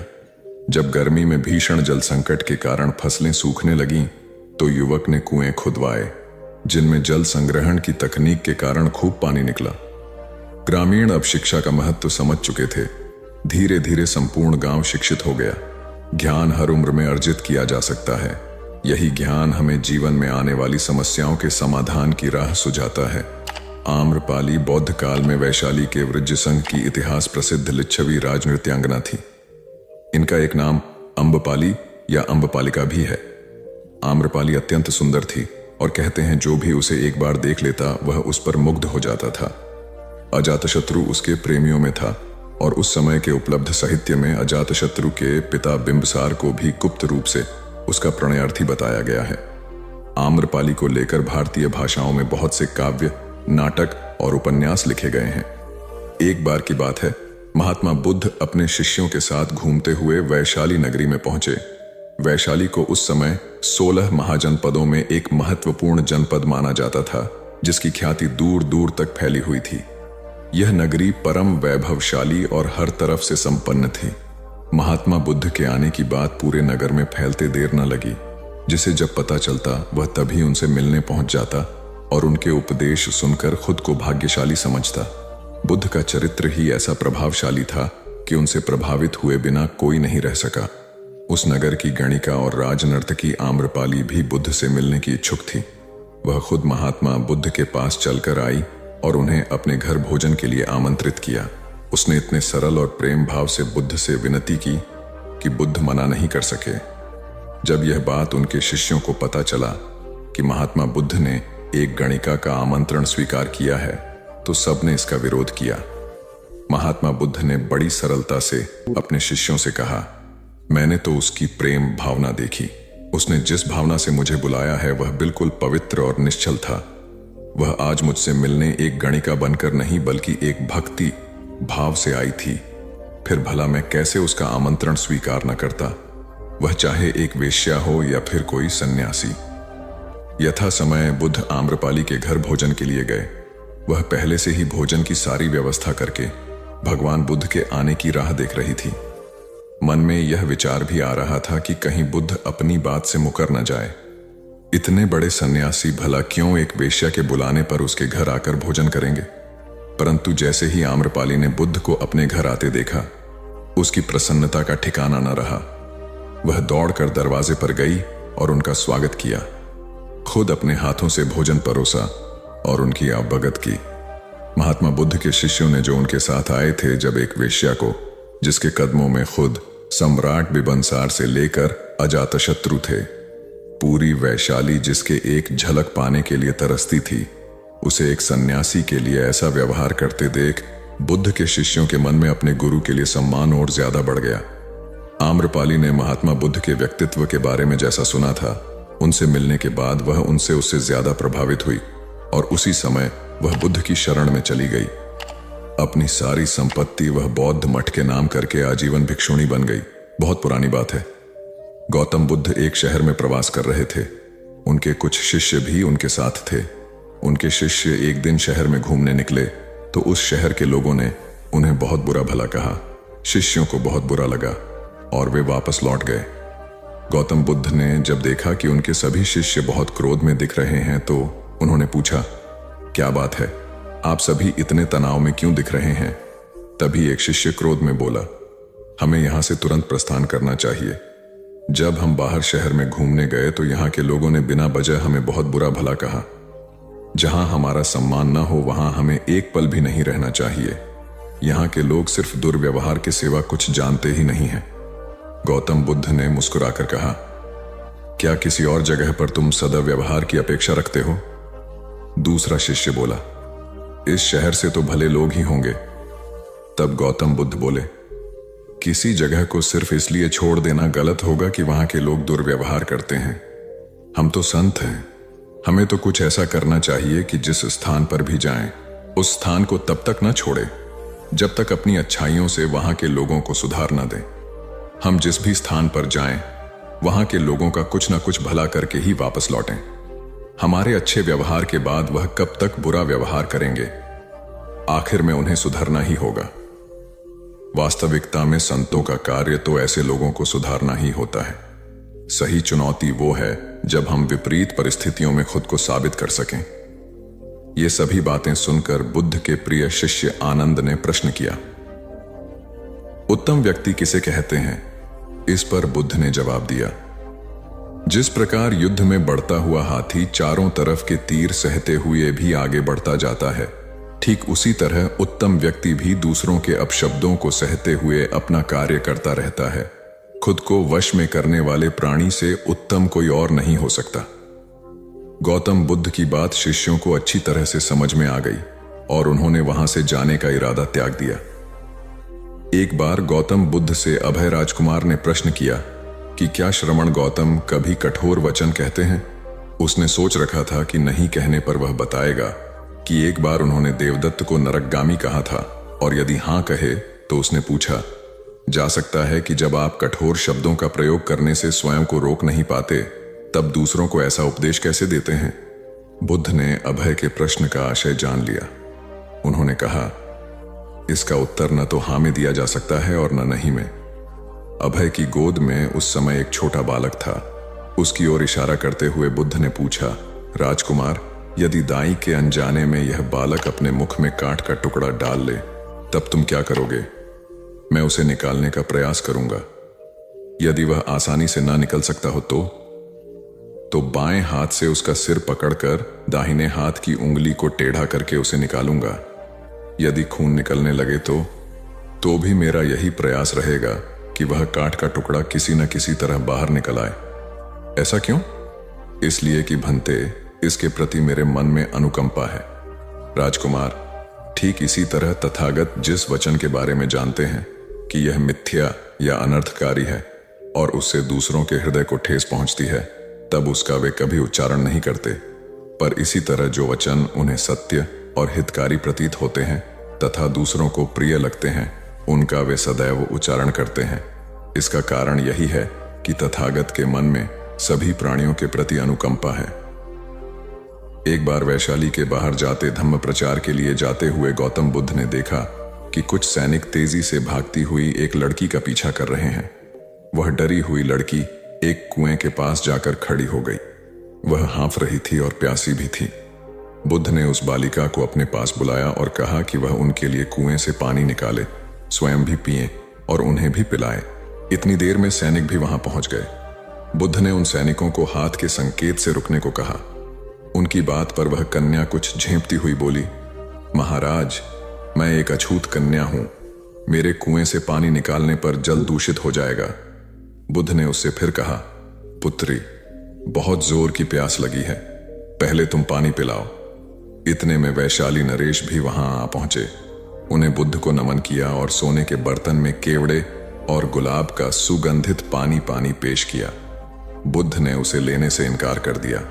बुद्ध ने एक बार फिर बालिका से अपनी बात कही, इस बार बालिका ने साहस बटोरकर कुएं से पानी निकलकर स्वयं भी पिया और गौतम बुद्ध को भी पिलाया। पानी पीने के बाद बुद्ध ने बालिका से भय का कारण पूछा। कन्या ने बताया, मुझे संयोग से राजा के दरबार में गाने का अवसर मिला था। राजा ने मेरा गीत सुन मुझे अपने गले की माला पुरस्कार में दी, लेकिन उन्हें किसी ने बताया कि मैं अछूत कन्या हूं। यह जानते ही उन्होंने अपने सिपाहियों को मुझे कैद खाने में डाल देने का आदेश दिया। मैं किसी तरह उनसे बचकर यहां तक पहुंची थी। इस पर बुद्ध ने कहा, सुनो राजन, यह कन्या अछूत नहीं है, आप अछूत हैं। जिस बालिका के मधुर कंठ से निकले गीत का आपने आनंद उठाया, उसे पुरस्कार दिया, वह अछूत हो ही नहीं सकती। गौतम बुद्ध के सामने वह राजा लज्जित ही हो सकते थे। भगवान बुद्ध देव और मनुष्यों के शास्त्र थे, परंतु सबसे पहले वह मनुष्य थे। मनुष्य बढ़कर देवता बनता है, यह प्राचीन मान्यता थी। आज भी हम मनुष्यत्व के ऊपर देवत्व की बात करते हैं, परंतु बुद्ध ने इस क्रम को पलट दिया। उन्होंने कहा, यह जो मनुष्यता है वही देवताओं का सुगति प्राप्त करना कहलाती है। देवता जब सुगति प्राप्त करता है तब वह मनुष्य बनता है। देवताओं में विलास है, राग, द्वेष, ईर्ष्या और मोह भी वहां है। निर्वाण की साधना वहां नहीं हो सकती। इसके लिए देवताओं को मनुष्य बनना पड़ता है। मनुष्यों में ही देव पुरुष का आविर्भाव होता है, जिनको देवता नमस्कार करते हैं। मानवता धर्म का उपदेश देने वाले बुद्ध स्वयं मानवता के जीते जागते रूप थे। यहां उनके जीवन से संबंधित कुछ प्रसंग दिए जाते हैं, जिनसे उनके व्यक्तित्व में बैठी हुई गहरी मानवता का दर्शन होता है। भगवान का परिनिर्वाण होने वाला है। रात का पिछला पहर है। भिक्षु उनकी शैया को घेरे बैठे हैं। बुद्ध उन्हें उपदेश दे रहे हैं, कह रहे हैं, भिक्षुओं, बुद्ध, धर्म और संघ के विषय में कुछ शंका हो तो पूछ लो। पीछे मलाल मत करना कि भगवान हमारे सामने थे, पर हम उनसे कुछ पूछ ना सके। कोई शिष्य नहीं बोलता। भगवान 3 बार कहते हैं, पर कोई भिक्षु कुछ पूछने को नहीं उठता। भगवान को शंका होती है कि कहीं वे उनके गौरव का विचार करके पूछने में संकोच तो नहीं कर रहे। इसलिए वह कहते हैं, शायद भिक्षुओं, तुम मेरे गौरव के कारण नहीं पूछ रहे। जैसे मित्र मित्र से पूछता है, वैसे तुम मुझसे पूछो। बुद्ध अपने शिष्यों की समान भूमिका पर आ जाते हैं।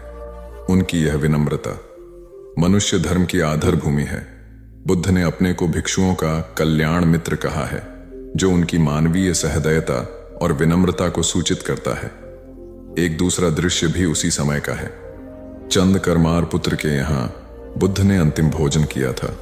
उसके बाद ही उन्हें खून गिरने की कड़ी बीमारी हो गई थी, जो उनके शरीरांत का कारण बनी। बुद्ध को उसके हृदय का बड़ा ध्यान था। भक्त उपासक को यह अफसोस हो सकता था कि उसका भोजन करके ही भगवान का शरीर छूट गया। इसलिए आखिरी सांस लेने से पहले उन्होंने आनंद को आदेश दिया, आनंद, चंद करमार पुत्र की इस चिंता को दूर करना और कहना, आयुष्मान, तूने बड़ा लाभ कमाया कि मेरे भोजन को करके तथागत परिनिर्वाण को प्राप्त हुए। जिसके हृदय में अगाध करुणा थी, वह ऐसा क्यों न कहता। जिस रात को बुद्ध का परिनिर्वाण हुआ, आधी रात के समय सुभद्र नाम का एक परिव्राजक आया। उसके मन में कुछ शंकाएं थीं। आनंद ने उसे यह कहकर रोक दिया, उन्हें हैरान मत करो, वह थके हुए हैं। भगवान ने आनंद की बात सुन ली। उन्होंने आनंद से कहा, नहीं आनंद, सुभद्र को मना मत करो, मेरे पास आने दो। वह परम ज्ञान की इच्छा से पूछना चाहता है, हैरान करने की उसकी इच्छा नहीं है। पूछने पर जो मैं उसे कहूंगा वह उसे जल्दी ही समझ लेगा। मध्य रात्रि में, उस अवस्था में सुभद्र की तथागत से उपदेश सुनने का सौभाग्य मिल गया। एक बड़ी दुखियारी स्त्री थी। पति, पुत्र, परिवार सब उसका नष्ट हो गया था। मारे दुख के वह पागल हुई फिरती थी। कपड़े पहनने का भी उसे होश न था। उसका नाम पटाचार था। एक दिन घूमते हुए वह बुद्ध के पास जैतवन आराम में आ गई। उस नंगी स्त्री को देखकर लोगों ने कहा, यह पागल है, इसे इधर मत आने दो। बुद्ध ने कहा, इसे मत रोको। जैसे ही वह पास आई, बुद्ध ने कहा, भगिनी, स्मृति लाभ कर। स्त्री को कुछ होश आया।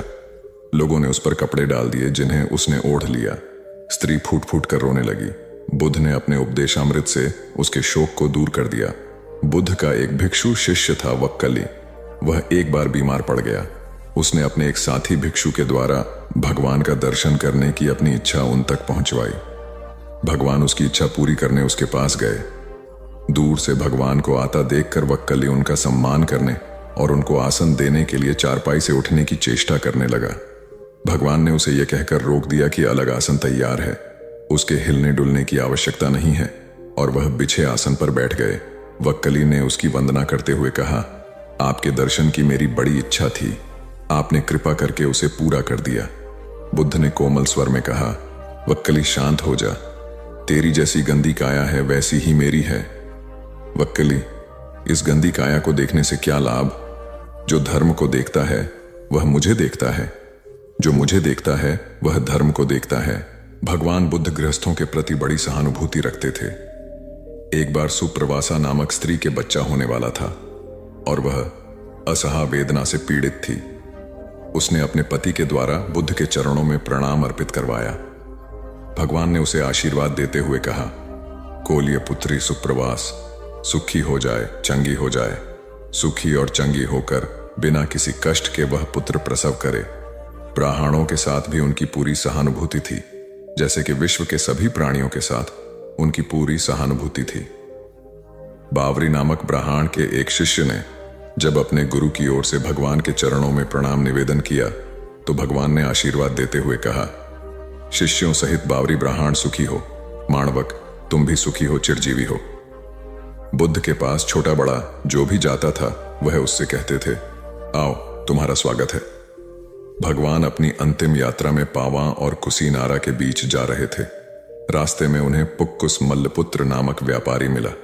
उसने उन्हें एक दुशाला भेंट किया, परंतु भगवान उसे अकेले कैसे आंटते, वह अपने शिष्य आनंद को सम्मानित करना चाहते थे। उन्होंने कहा, पुक्कुस, दुशाले के एक भाग को मुझे ओढ़ा दे, दूसरे को आनंद को। पुक्कुस ने ऐसा ही किया। भूल करने वालों के प्रति भी बुद्ध की अनुकंपा का पार न था।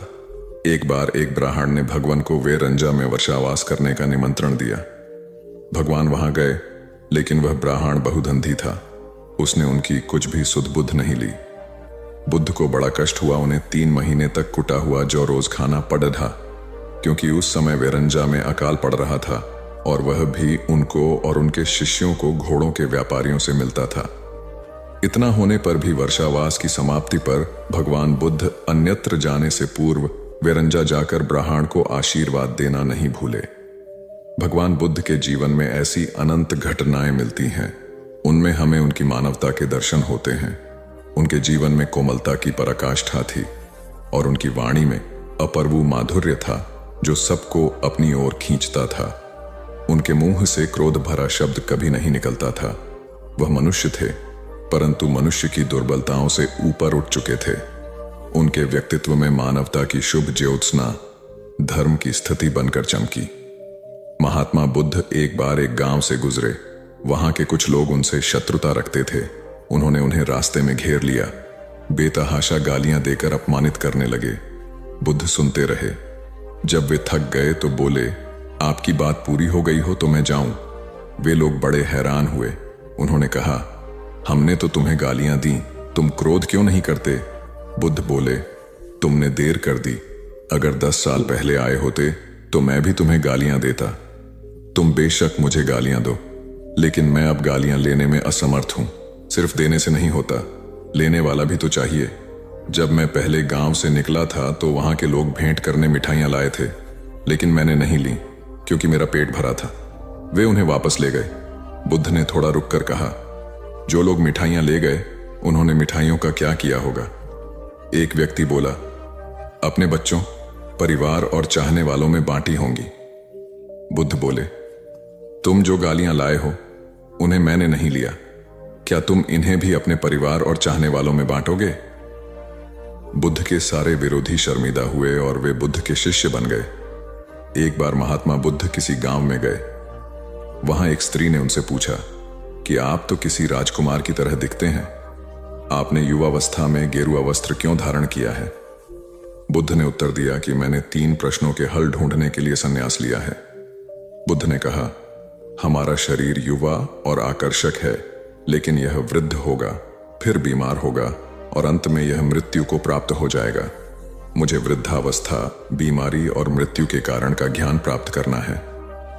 बुद्ध की बात सुनकर स्त्री बहुत प्रभावित हो गई और उसने उन्हें भोजन के लिए आमंत्रित किया। जैसे ही ये बात गांव के लोगों को मालूम हुई तो सभी ने बुद्ध से कहा कि वे उस स्त्री के यहां न जाएं, क्योंकि वह स्त्री चरित्रहीन है। बुद्ध ने गांव के सरपंच से पूछा कि क्या यह बात सही है। सरपंच ने भी गांव के लोगों की बात में सहमति जताई। तब बुद्ध ने सरपंच का एक हाथ पकड़कर कहा कि अब ताली बजाकर दिखाओ। इस पर सरपंच ने कहा कि यह असंभव है, एक हाथ से ताली नहीं बज सकती। बुद्ध ने कहा कि ठीक इसी प्रकार कोई स्त्री अकेले ही चरित्रहीन नहीं हो सकती है। यदि इस गांव के पुरुष चरित्रहीन नहीं होते तो वह स्त्री भी चरित्रहीन नहीं होती। गांव के सभी पुरुष बुद्ध की ये बात सुनकर शर्मिंदा हो गए। भगवान गौतम बुद्ध अपने शिष्यों को किसी न किसी माध्यम से शिक्षा देते रहते थे। एक बार महात्मा बुद्ध जब अपने शिष्यों को शिक्षा दे रहे थे तो उन्होंने हाथ में एक रस्सी पकड़कर उसमें बहुत सी गांठें दी। उसके पश्चात महात्मा बुद्ध ने वहां पर उपस्थित शिष्यों से प्रसन्न पूछा, क्या यह रस्सी वैसी ही है जैसी गांठें लगाने से पहले थी? एक शिष्य ने महात्मा बुद्ध के प्रश्न का उत्तर दिया। वह कहने लगा कि गुरुजी, एक दृष्टिकोण से देखें तो यह रस्सी वैसी ही है जैसी पहले थी, लेकिन अगर दूसरे दृष्टिकोण से देखें तो रस्सी में 3 गांठें पड़ चुकी हैं। इसलिए देखने में इसका स्वरूप कुछ बदल चुका है, लेकिन एक सत्य यह भी है कि बाहर से देखने पर चाहे इसका स्वरूप बदल चुका है, लेकिन भीतर से इसके बुनियादी रूप से यह पहले के जैसी ही है। शिष्य का उत्तर सुनकर महात्मा बुद्ध संतुष्ट हो गए। उसके पश्चात महात्मा बुद्ध ने कहा, मैं रस्सी की इन गांठों को खोल देता हूं। महात्मा बुद्ध रस्सी के दोनों सिरों को पूरी ताकत से खींचने लगे। फिर उन्होंने शिष्यों से प्रश्न किया कि क्या इससे गांठें खुल जाएंगी? इस शिष्य ने तुरंत उत्तर दिया, नहीं नहीं, इससे तो गांठें और अधिक कस जाएंगी। यह सुनकर महात्मा बुद्ध ने पुनः एक प्रश्न किया, इन गांठों को खोलने का क्या समाधान होना चाहिए? शिष्य तुरंत बोला, गुरुजी, हमें इन गांठों को ध्यान से देखना चाहिए कि इसकी गांठें कैसे लगाई गई हैं। उसके पश्चात इनको खोलने का प्रयत्न करना चाहिए। शिष्य का उत्तर सुनकर महात्मा बुद्ध मुस्कुराते हुए बोले कि जीवन का यही सूत्र मैं आप लोगों को समझाना चाहता हूं। आप जीवन में जब कभी भी किसी समस्या में फंसे तो सबसे पहले उस समस्या का कारण ढूंढें और फिर उसका निवारण करें। व्यवहारिक जीवन में लोग समस्या का कारण जाने बिना ही उसका समाधान ढूंढने की कोशिश करते हैं, जिस कारण उनको उचित परिणाम नहीं मिल पाता। महात्मा बुद्ध शिष्य को कहने लगे कि बहुत से लोग मुझसे पूछते हैं कि आपने क्रोध को कैसे समाप्त करें, लेकिन कभी किसी ने यह नहीं पूछा कि मुझे क्रोध क्यों आता है। ऐसे ही लोग मुझसे पूछते हैं कि अहंकार को कैसे समाप्त करूं, लेकिन कोई यह जानने की कोशिश नहीं करता कि आखिर अहंकार का बीज उनके अंदर कैसे उत्पन्न हुआ।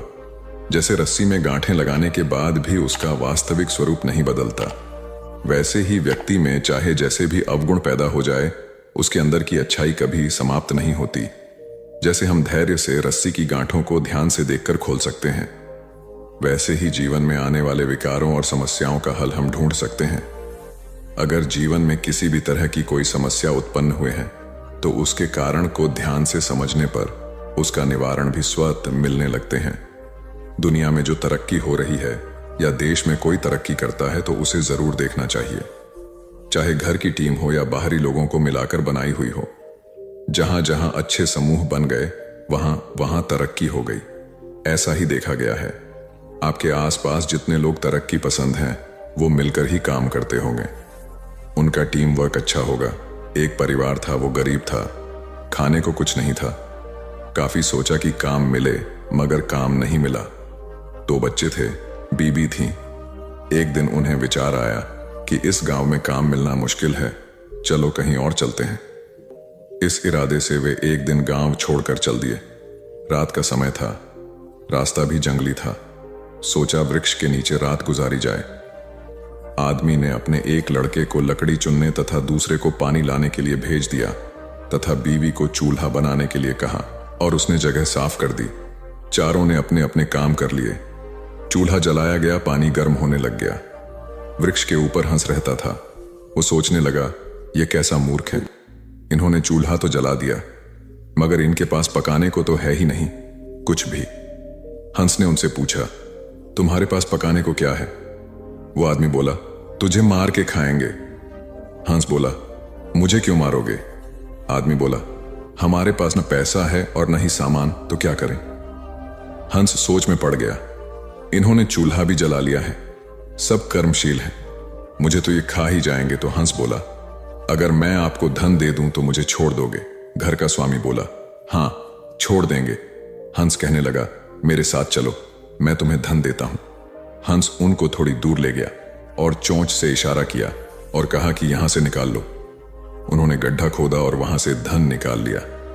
हंस का धन्यवाद करके वापस अपने गांव आ गए और एक ही दिन में खूब मौज से रहने लग गए। अब उनके घर में किसी चीज की कमी नहीं थी।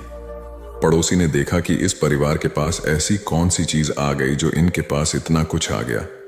उसने छोटे लड़के को बुलाकर सारी बात पूछ ली कि पैसा कहां से आया है। उनके भी 2 बच्चे थे, उन्होंने भी ऐसी योजना बनाई और चल दिए। उन्होंने उसी वृक्ष के नीचे डेरा लगा लिया। आदमी ने अपने बड़े लड़के को कहा, लकड़ी लाओ, तथा छोटे लड़के को पानी लाने के लिए कहा, परंतु दोनों आनाकानी करने लगे। बीबी ने भी कहा कि मैं थक चुकी हूं। जैसे जैसे पानी लकड़ी इकट्ठी हो गई और पानी गर्म होने लगा, हंस फिर आया और बोला, तुम्हारे पास खाने को तो नहीं है तो फिर पानी गर्म कर रहे हो? आदमी बोला, तुझे मारकर खाएंगे। हंस मुस्कुरा उठा और बोला, मारने वाले तो 3 दिन पहले आए थे, तुम अपना समय खराब मत करो, घर जाओ, तुम मुझे क्या मरोगे? तुम तो आपस में ही लड़ रहे हो। जिन्होंने दूसरों को जितना होता है वे खुद नहीं लड़ते। संसार का नियम भी ऐसा ही है। जिन लोगों ने तरक्की करनी है वे मिलकर चलते हैं और आज भी संसार में उनका ही बोल बाला है। जो आपसी तालमेल में रहते हैं वे ही समाज रूपी हंस को जीत सकते हैं। एक बार अकबर ने बीरबल से कहा, मुझे परमात्मा दिखा दो। राजा का हुक्म था। बीरबल बहुत परेशान था कि परमात्मा को कैसे राजा को दिखाए। इसी विचार को लेकर बीरबल छुट्टी पर चला गया और उदास रहने लगा। एक दिन परिवार में चर्चा हुई। उदासी का कारण पूछा गया तो बीरबल ने बता दिया कि राजा ईश्वर के दर्शन करना चाहते हैं। बीरबल का बेटा बोला, कल सुबह मुझे आप साथ ले जाएं, मैं अपने आप राजा को दर्शन करा दूंगा। दूसरे दिन सुबह बीरबल और लड़का दरबार में पहुंचे और राजा को कहा, मेरा लड़का आपके प्रश्न के उत्तर का समाधान करेगा। राजा ने सोचा, यह लड़का क्या समाधान करेगा? लड़का बोला, इस वक्त मैं आपका गुरु हूं, मुझे उचित स्थान दिया जाए। राजा ने सोचा, बात तो ठीक कह रहा है, मैंने तो प्रश्न किया है, समाधान करने वाला गुरु समान होता है। राजा ने लड़के के लिए अपने साथ थोड़ा ऊंचा स्थान दिया। लड़का बोला, महाराज एक दूध का कटोरा मंगाओ। राजा ने दूध का कटोरा मंगाया। लड़का बोला, महाराज इस दूध में घी है? राजा बोला, हां है। लड़का बोला, पहले मुझे आप उसका दर्शन कराओ। राजा बोला, तू मूर्ख है, घी के दर्शन ऐसे थोड़े होते हैं। पहले दूध को गर्म करना पड़ता है, फिर उसकी दही जमाना पड़ता है, फिर उसको मघानी में रिड़का जाता है, फिर मक्खन निकलता है, फिर उसे गर्म गर्म कढ़ाई में डाला जाता है, फिर उसकी मैल निकाली जाती है, तब जाकर घी के दर्शन होते हैं। ऐसे ही थोड़े दर्शन होते हैं। लड़का बोला, यही उत्तर है आपके प्रश्न का। पहले इंसान को तपना पड़ता है, फिर उसको जमना पड़ता है, फिर उसको साधना करनी पड़ती है, फिर उसको ज्ञान की अग्नि में तपना होता है, फिर उस ईश्वर के दर्शन होते हैं। अकबर समझ गया और बोला, तू वाकई ही मेरा गुरु है। ईश्वर को जानने के लिए बहुत कुछ करना पड़ता है। वैसे हर आत्मा में ईश्वर का अंश है और उसी को ईश्वर का रूप समझना चाहिए, तभी सुख की प्राप्ति होती है। यह भी संसार का एक नियम है। एक बालक अभी पूरे 2 साल का भी नहीं हुआ था कि उसके पिता की मृत्यु हो गई। ऐसी कठिन परिस्थिति में उसकी मां उसे लेकर अपने मायके में रहने लगी। सभी उसे नन्हा कहकर पुकारते थे। छोटे से कद का बालक शारीरिक रूप से दुर्बल था, किंतु मानसिक रूप से अत्यंत मेधावी। उसे जो कुछ भी कहा या सिखाया जाता वह बड़े मनोयोग से उसे ग्रहण करता था। धीरे धीरे दिन बीतते गए और बालक 6 वर्ष का हो गया। एक बार वह अपने कुछ मित्रों के साथ मिलकर किसी बाग में फूल तोड़ने पहुंचा। वह बालक और उसके सभी फल तोड़ने लगे। तभी माली आ गया। उस बालक के सभी मित्र भाग गए, लेकिन वह माली की पकड़ में आ गया। माली ने उसे डंडे से पीटना शुरू किया। नन्हा मार खाता रहा और फिर धीमी आवाज में माली से बोला, मेरे पिता इस दुनिया में नहीं है, इसलिए तुम मुझे इस तरह मार रहे हो। बालक की बात सुनकर माली का हाथ रुक गया। माली शांत होकर बोला, बेटा, तुम्हारे पिता के न होने से तुम्हारी जिम्मेवारी और अधिक बढ़ जाती है कि तुम कोई गलत काम नहीं करो। यह सुनकर नन्हा बालक फूट फूट कर रो पड़ा और फिर कभी गलत काम न करने का संकल्प लिया। यही नन्हा बालक बड़ा होकर लाल बहादुर शास्त्री के नाम से विख्यात हुआ और प्रधानमंत्री के रूप में अपने गुण व व्यवहार से सर्वत्र प्रशंसा पाई। कथा का सार यह है कि माँ बाप के अमूल्य मार्गदर्शन के अभाव की स्थिति में और अधिक जिम्मेदार बनकर आत्मविकास करना चाहिए। 19वीं शताब्दी का एक प्रसंग है। मेदिनीपुर जिले के वीर सिंह नामक गांव में एक माँ अपने पुत्र के साथ रहती थी। माँ का रहन सहन अत्यंत सादा था और विचार अति उच्च। अपने पुत्र को वह सदा सुसंस्कारों की शिक्षा देती थी। पुत्र भी माँ का आज्ञाकारी था। माँ बहुत संघर्ष कर पुत्र का पालन पोषण कर रही थी। पुत्र अपनी माँ के कष्टों को देखता समझता था और इसी वजह से उसके मन में यह भावना थी कि बड़ा होकर अपनी माँ को सभी प्रकार के सुख दूं। एक दिन पुत्र ने माँ से कहा, मेरी बहुत इच्छा है कि तुम्हारे लिए कुछ गहने बनवाऊं, तुम्हारे पास एक भी गहना नहीं है। ये सुनकर माँ बोली, बेटा, मुझे बहुत दिनों से 3 प्रकार के गहनों की इच्छा है। पुत्र ने पूछा, वे कौन से गहने हैं? माँ ने उत्तर दिया, बेटा, इस गांव में स्कूल नहीं है, तुम एक अच्छा स्कूल बनवाना, एक दवाखाना खुलवाना, गरीब और अनाथ बच्चों के रहने और भोजन की व्यवस्था करवाना, यही मेरे लिए गहनों के समान होगा। माँ की बात सुनकर पुत्र रो पड़ा। वह पुत्र था पंडित ईश्वर चंद्र विद्यासागर और माँ थी भगवती देवी। वीर सिंह गांव में इस पुत्र द्वारा स्थापित किया हुआ भगवती विद्यालय आज भी उन अमूल्य गहनों की कथा सुना रहा है।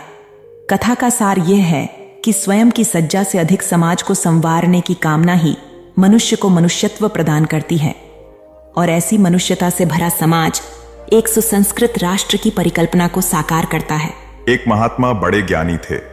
वे प्रायः अपने शिष्यों को रामायण, महाभारत और गीता ग्रंथों की अच्छी बातें बताकर उन्हें आचरण में उतारने का आग्रह करते थे।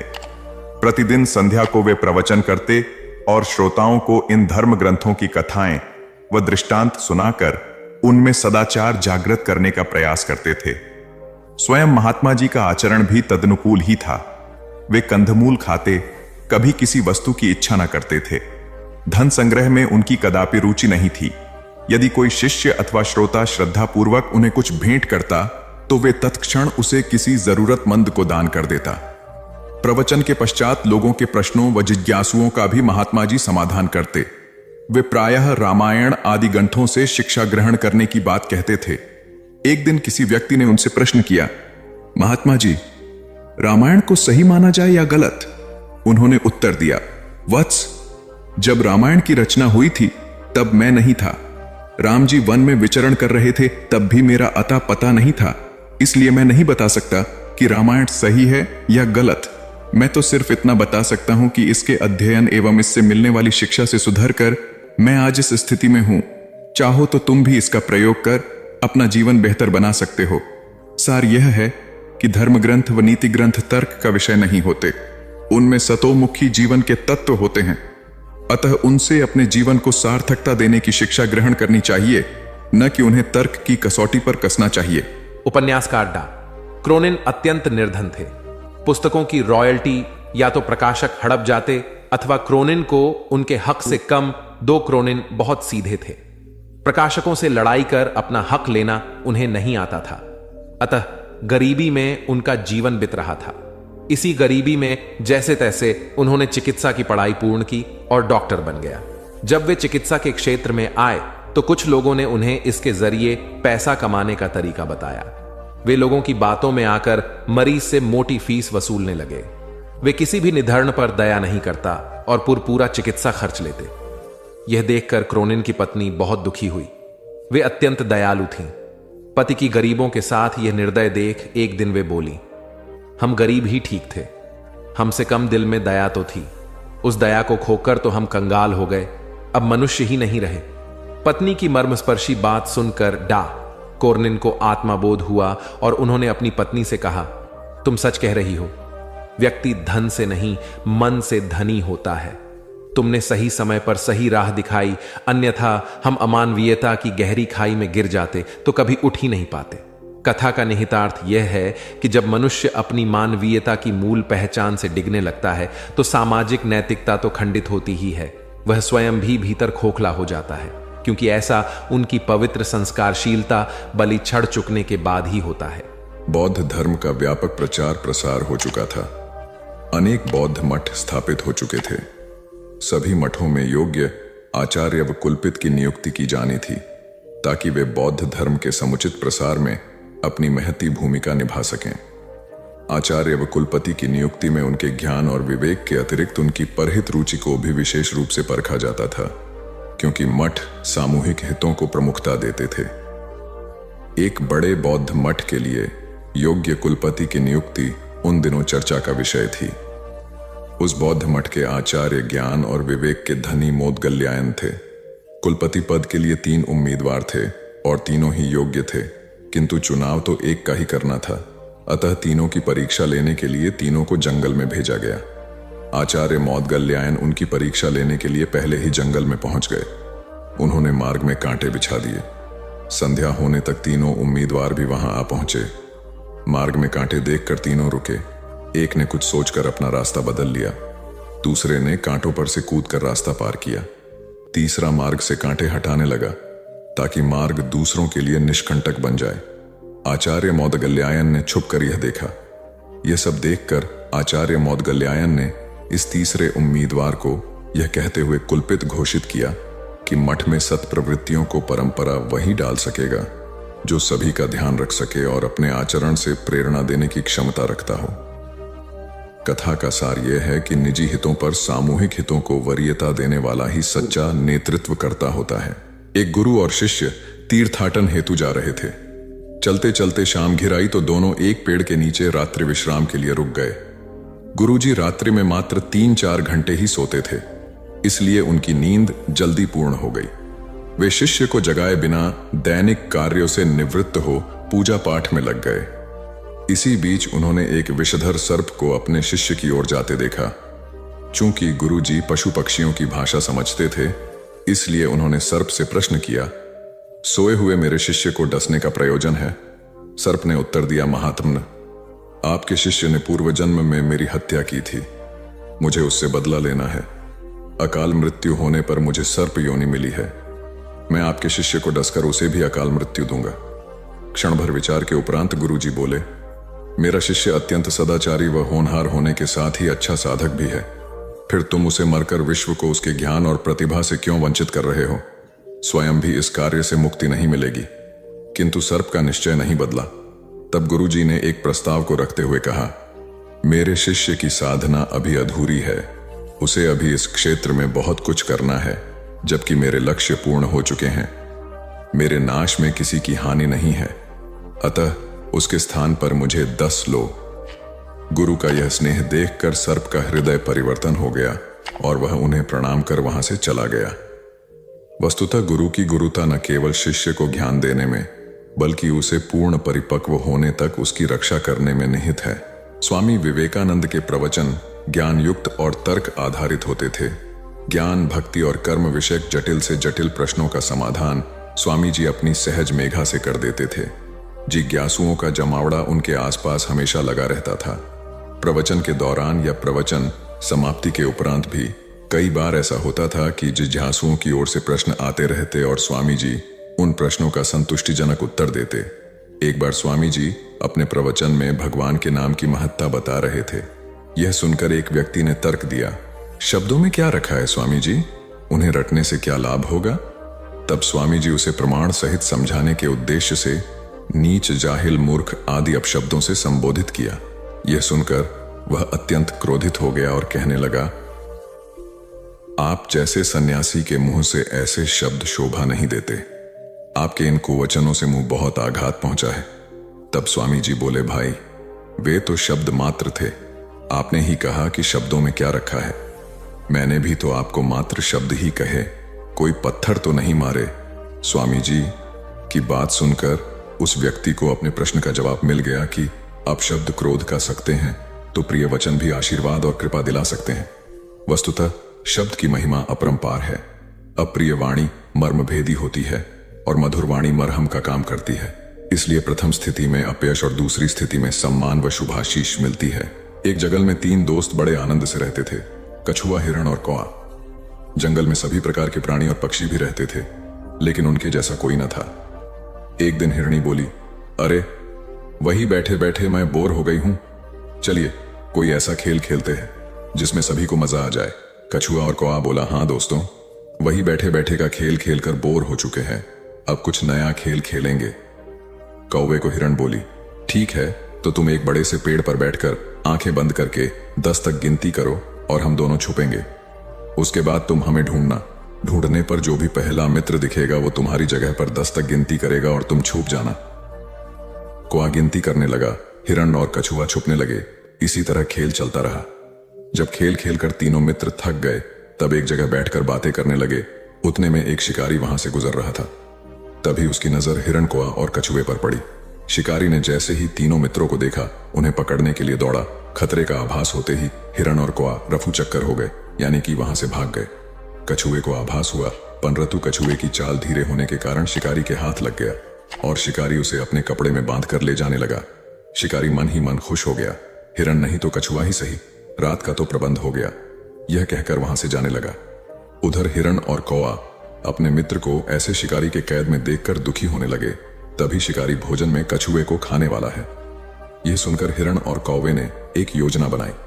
कौवे ने हिरण को कहा कि जैसे ही शिकारी यहां से जब जाने लगेगा तब तुम उसके सामने जाना। जब शिकारी तुम्हें देखेगा तो अपनी पोटली जमीन पर रखकर तुम्हें पकड़ने के लिए जैसे ही दौड़ेगा, मैं जमीन पर रखी हुई पोटली पकड़कर उड़ जाऊंगा और तुम वहां से भाग जाना। जैसे ही शिकारी वहां से जाने लगा, हिरनी उसके सामने आ गई। शिकारी ने हिरनी को पकड़ने के लिए पोटली जैसे ही जमीन पर रखी, कौआ अपनी चोंच में पोटली पकड़कर उड़ गया। शिकारी हिरण को पकड़ने के लिए दौड़ा और पीछे मुड़कर देखा, कौआ पोटली चोंच में पकड़कर उड़ रहा था और इधर हिरण पलक झपटे ही भाग गई। शिकारी निराश होकर घर लौट गया। कौवे ने पोटली को महफूज जगह पर रखा और कछुए को शिकारी के चंगुल से आजाद कराया और तीनों मित्र आनंद से रहने लगे। इससे हमें यह सीख मिलती है कि असली दोस्ताना वही जो समय पर काम आए। एक किसान था जिसके 2 बेटे थे। वह बहुत ही आलसी और निकम्मे थे। वह अपने पिता को कामकाज में हाथ बटाने के बजाय आलस किया करते थे, इधर उधर घूमते फिरते थे। किसान को अपने बेटों की बहुत फिक्र थी। वह सोचते थे कि मेरे मरने के बाद इनका क्या होगा, ये अपना पेट कैसे भरेंगे, अपने परिवार को कैसे संभाल पाएंगे। एक दिन किसान की हालत बहुत ही गंभीर थी, कहने का मतलब किसान मरने की हालत में था। तभी किसान ने अपने दोनों बेटों को बुलाकर उनसे कहा कि हमारे खेत में एक खजाना गड़ा हुआ है, लेकिन वह किस जगह है उसकी जानकारी मुझे भी नहीं है, लेकिन खोदने के बाद तुम्हें वो खजाना मिल जाएगा। इतना कहकर किसान भगवान को प्यारे हो गए। खजाने की खबर सुनकर दोनों बेटों के मन में लालच आ गया और वो दोनों खेत पर चले गए और खेत को खोदने लगे। खजाने के लालच में कुछ ही दिनों में पूरे खेत को खोदने के बाद वह घर जाकर बैठ गए और वह अपने पिता को कोसने लगे। इसी तरह कुछ महीने बीत गए और वर्षा ऋतु का आगमन हुआ।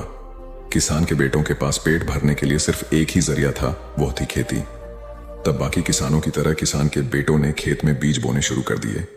वर्षा का पानी पाकर वह बीज अंकुरित हुए और देखते ही देखते खेत लहराने लगे। ऐसा लग रहा था कि हवा के झोंके से लहरा रहे थे। यह देखकर किसान के बेटे बहुत खुश हो गए। उनको समझ आ गया कि परिश्रम ही सच्चा धन होता है और वो उसी तरह से अपने पिता के शब्दों का मोल भी समझ गए और अपने कामकाज में लग गए। यही कहानी आज हम सबकी भी है। मित्रों, इसी पेड़ की तरह हमारे माता पिता भी होते हैं। जब हम छोटे होते हैं तो उनके साथ खेलकर बड़े होते हैं और बड़े होकर उन्हें छोड़कर चले जाते हैं और तभी वापस आते हैं जब हमें कोई जरूरत होती है। धीरे धीरे ऐसे ही जीवन बीत जाता है। हमें पेड़ रूपी माता पिता की सेवा करनी चाहिए, ना कि सिर्फ उनसे फायदा लेना चाहिए। इस कहानी में हमें दिखाई देता है कि उस पेड़ के लिए वह बच्चा बहुत महत्वपूर्ण था और वह बच्चा बार बार जरूरत के अनुसार उस सेब के पेड़ का उपयोग करता था, ये सब जानते हुए भी कि वह उसका केवल उपयोग ही कर रहा है। इसी तरह आजकल हम भी हमारे माता पिता का जरूरत के अनुसार उपयोग करते हैं और बड़े होने पर उन्हें भूल जाते हैं। हमें हमेशा हमारे माता पिता की सेवा करनी चाहिए, उनका सम्मान करना चाहिए और हमेशा, भले ही हम कितने भी व्यस्त क्यों ना हो, उनके लिए थोड़ा समय तो भी निकलते रहना चाहिए। एक समय की बात है, एक बार गौतम बुद्ध अपने शिष्यों के साथ बैठे हुए थे। तभी वहां एक व्यक्ति आया जो बहुत क्रोध में था और गौतम बुद्ध के पास आकर बहुत भला बुरा कहने लगा। गौतम बुद्ध के शिष्यों को बहुत गुस्सा आया, पर गौतम बुद्ध एकदम शांत थे। वह व्यक्ति वहां से चला गया। फिर अगले दिन वह दोबारा आ गया। और आज तो वह और भी ज्यादा गुस्से में था और गौतम बुद्ध को और भी बुरा कहने लगा। परंतु आज भी गौतम बुद्ध एकदम शांत थे और मुस्कुरा रहे थे। पर गौतम बुद्ध के शिष्यों को बहुत गुस्सा आया। वह व्यक्ति कुछ देर चिल्लाता रहा, फिर चला गया। अगले दिन वह व्यक्ति फिर आया और आज तो हद ही कर दी उसने। आकर गौतम बुद्ध को गाली देने लगा। गौतम बुद्ध के शिष्यों को बहुत गुस्सा आया, परंतु आज भी गौतम बुद्ध एकदम शांत थे। इतना कुछ चलता रहा और बुद्ध मुस्कुरा रहे थे। यह क्रम कुछ दिन चलता रहा। फिर उस व्यक्ति ने आना छोड़ दिया। तब उनके एक शिष्य ने पूछा, गुरुजी, आप चाहते तो पहले दिन ही उस व्यक्ति को भगा सकते थे, पर आपने ऐसा क्यों नहीं किया? तब गौतम बुद्ध ने बड़ी नम्रता से कहा, अगर कोई व्यक्ति हमें कोई उपहार दे और हम उसे लेने से मना कर दे तो वह व्यक्ति क्या करेगा? शिष्य ने कहा, वह व्यक्ति अपना उपहार लेकर लौट जाएगा। तब गौतम बुद्ध ने कहा, मैंने भी ऐसा ही किया।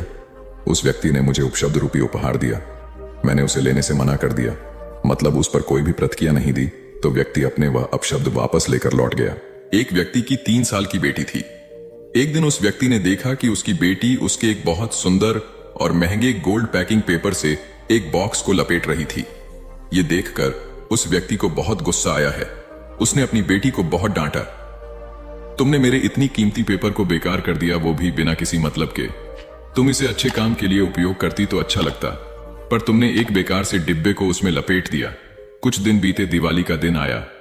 उस व्यक्ति ने अपनी बेटी को गिफ्ट दिया। बेटी ने भी वही सुंदर सा गोल्डन बॉक्स पापा को दिया।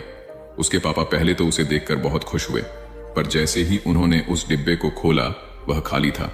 यह देखकर उस व्यक्ति ने अपनी बेटी को घूरा और कहा, क्या तुम्हें इतना भी नहीं पता कि किसी को खाली डिब्बा नहीं देते? लड़की कुछ देर शांत रही, फिर बोली, पापा, यह डिब्बा खाली नहीं है, मैंने इसमें बहुत सारे किस आपके लिए रखे हैं। कभी कभी आप जल्दी ऑफिस चले जाते हैं और मैं सोती रह जाती हूं, तो आप इसमें से एक किस ले जा सकते हैं। बेटी की बात सुनकर उस व्यक्ति की आंख भर आई। एक गांव में एक लड़का रहता था। उसके घर की आर्थिक स्थिति ठीक नहीं थी। उसके मन में विचार आया, किसी बड़े शहर में जाकर वह नौकरी करे। वह कलकत्ता गया और नौकरी ढूंढने लगा। बहुत खोज के बाद उसे एक सेठ के घर में नौकरी मिल गई। नौकरी 6 आने रोज की थी।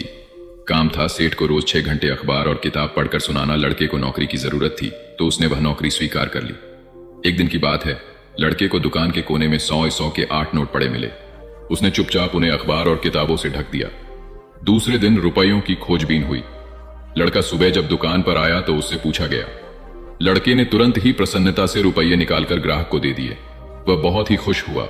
लड़के के ईमानदारी से सबको बहुत प्रसन्नता हुई। सेठ भी लड़के से बहुत खुश हुआ। सेठ ने लड़के को पुरस्कार देना चाहा तो लड़के ने लेने से मना कर दिया। लड़के ने कहा, सेठ जी, मैं आगे पढ़ना चाहता हूं, पर पैसों के अभाव में पढ़ नहीं पा रहा, आप कुछ सहायता कर दें। सेठ ने लड़के की पढ़ाई का प्रबंध कर दिया। लड़का बहुत मेहनत से पढ़ता गया। यही लड़का आगे चलकर बहुत बड़ा साहित्यकार बना।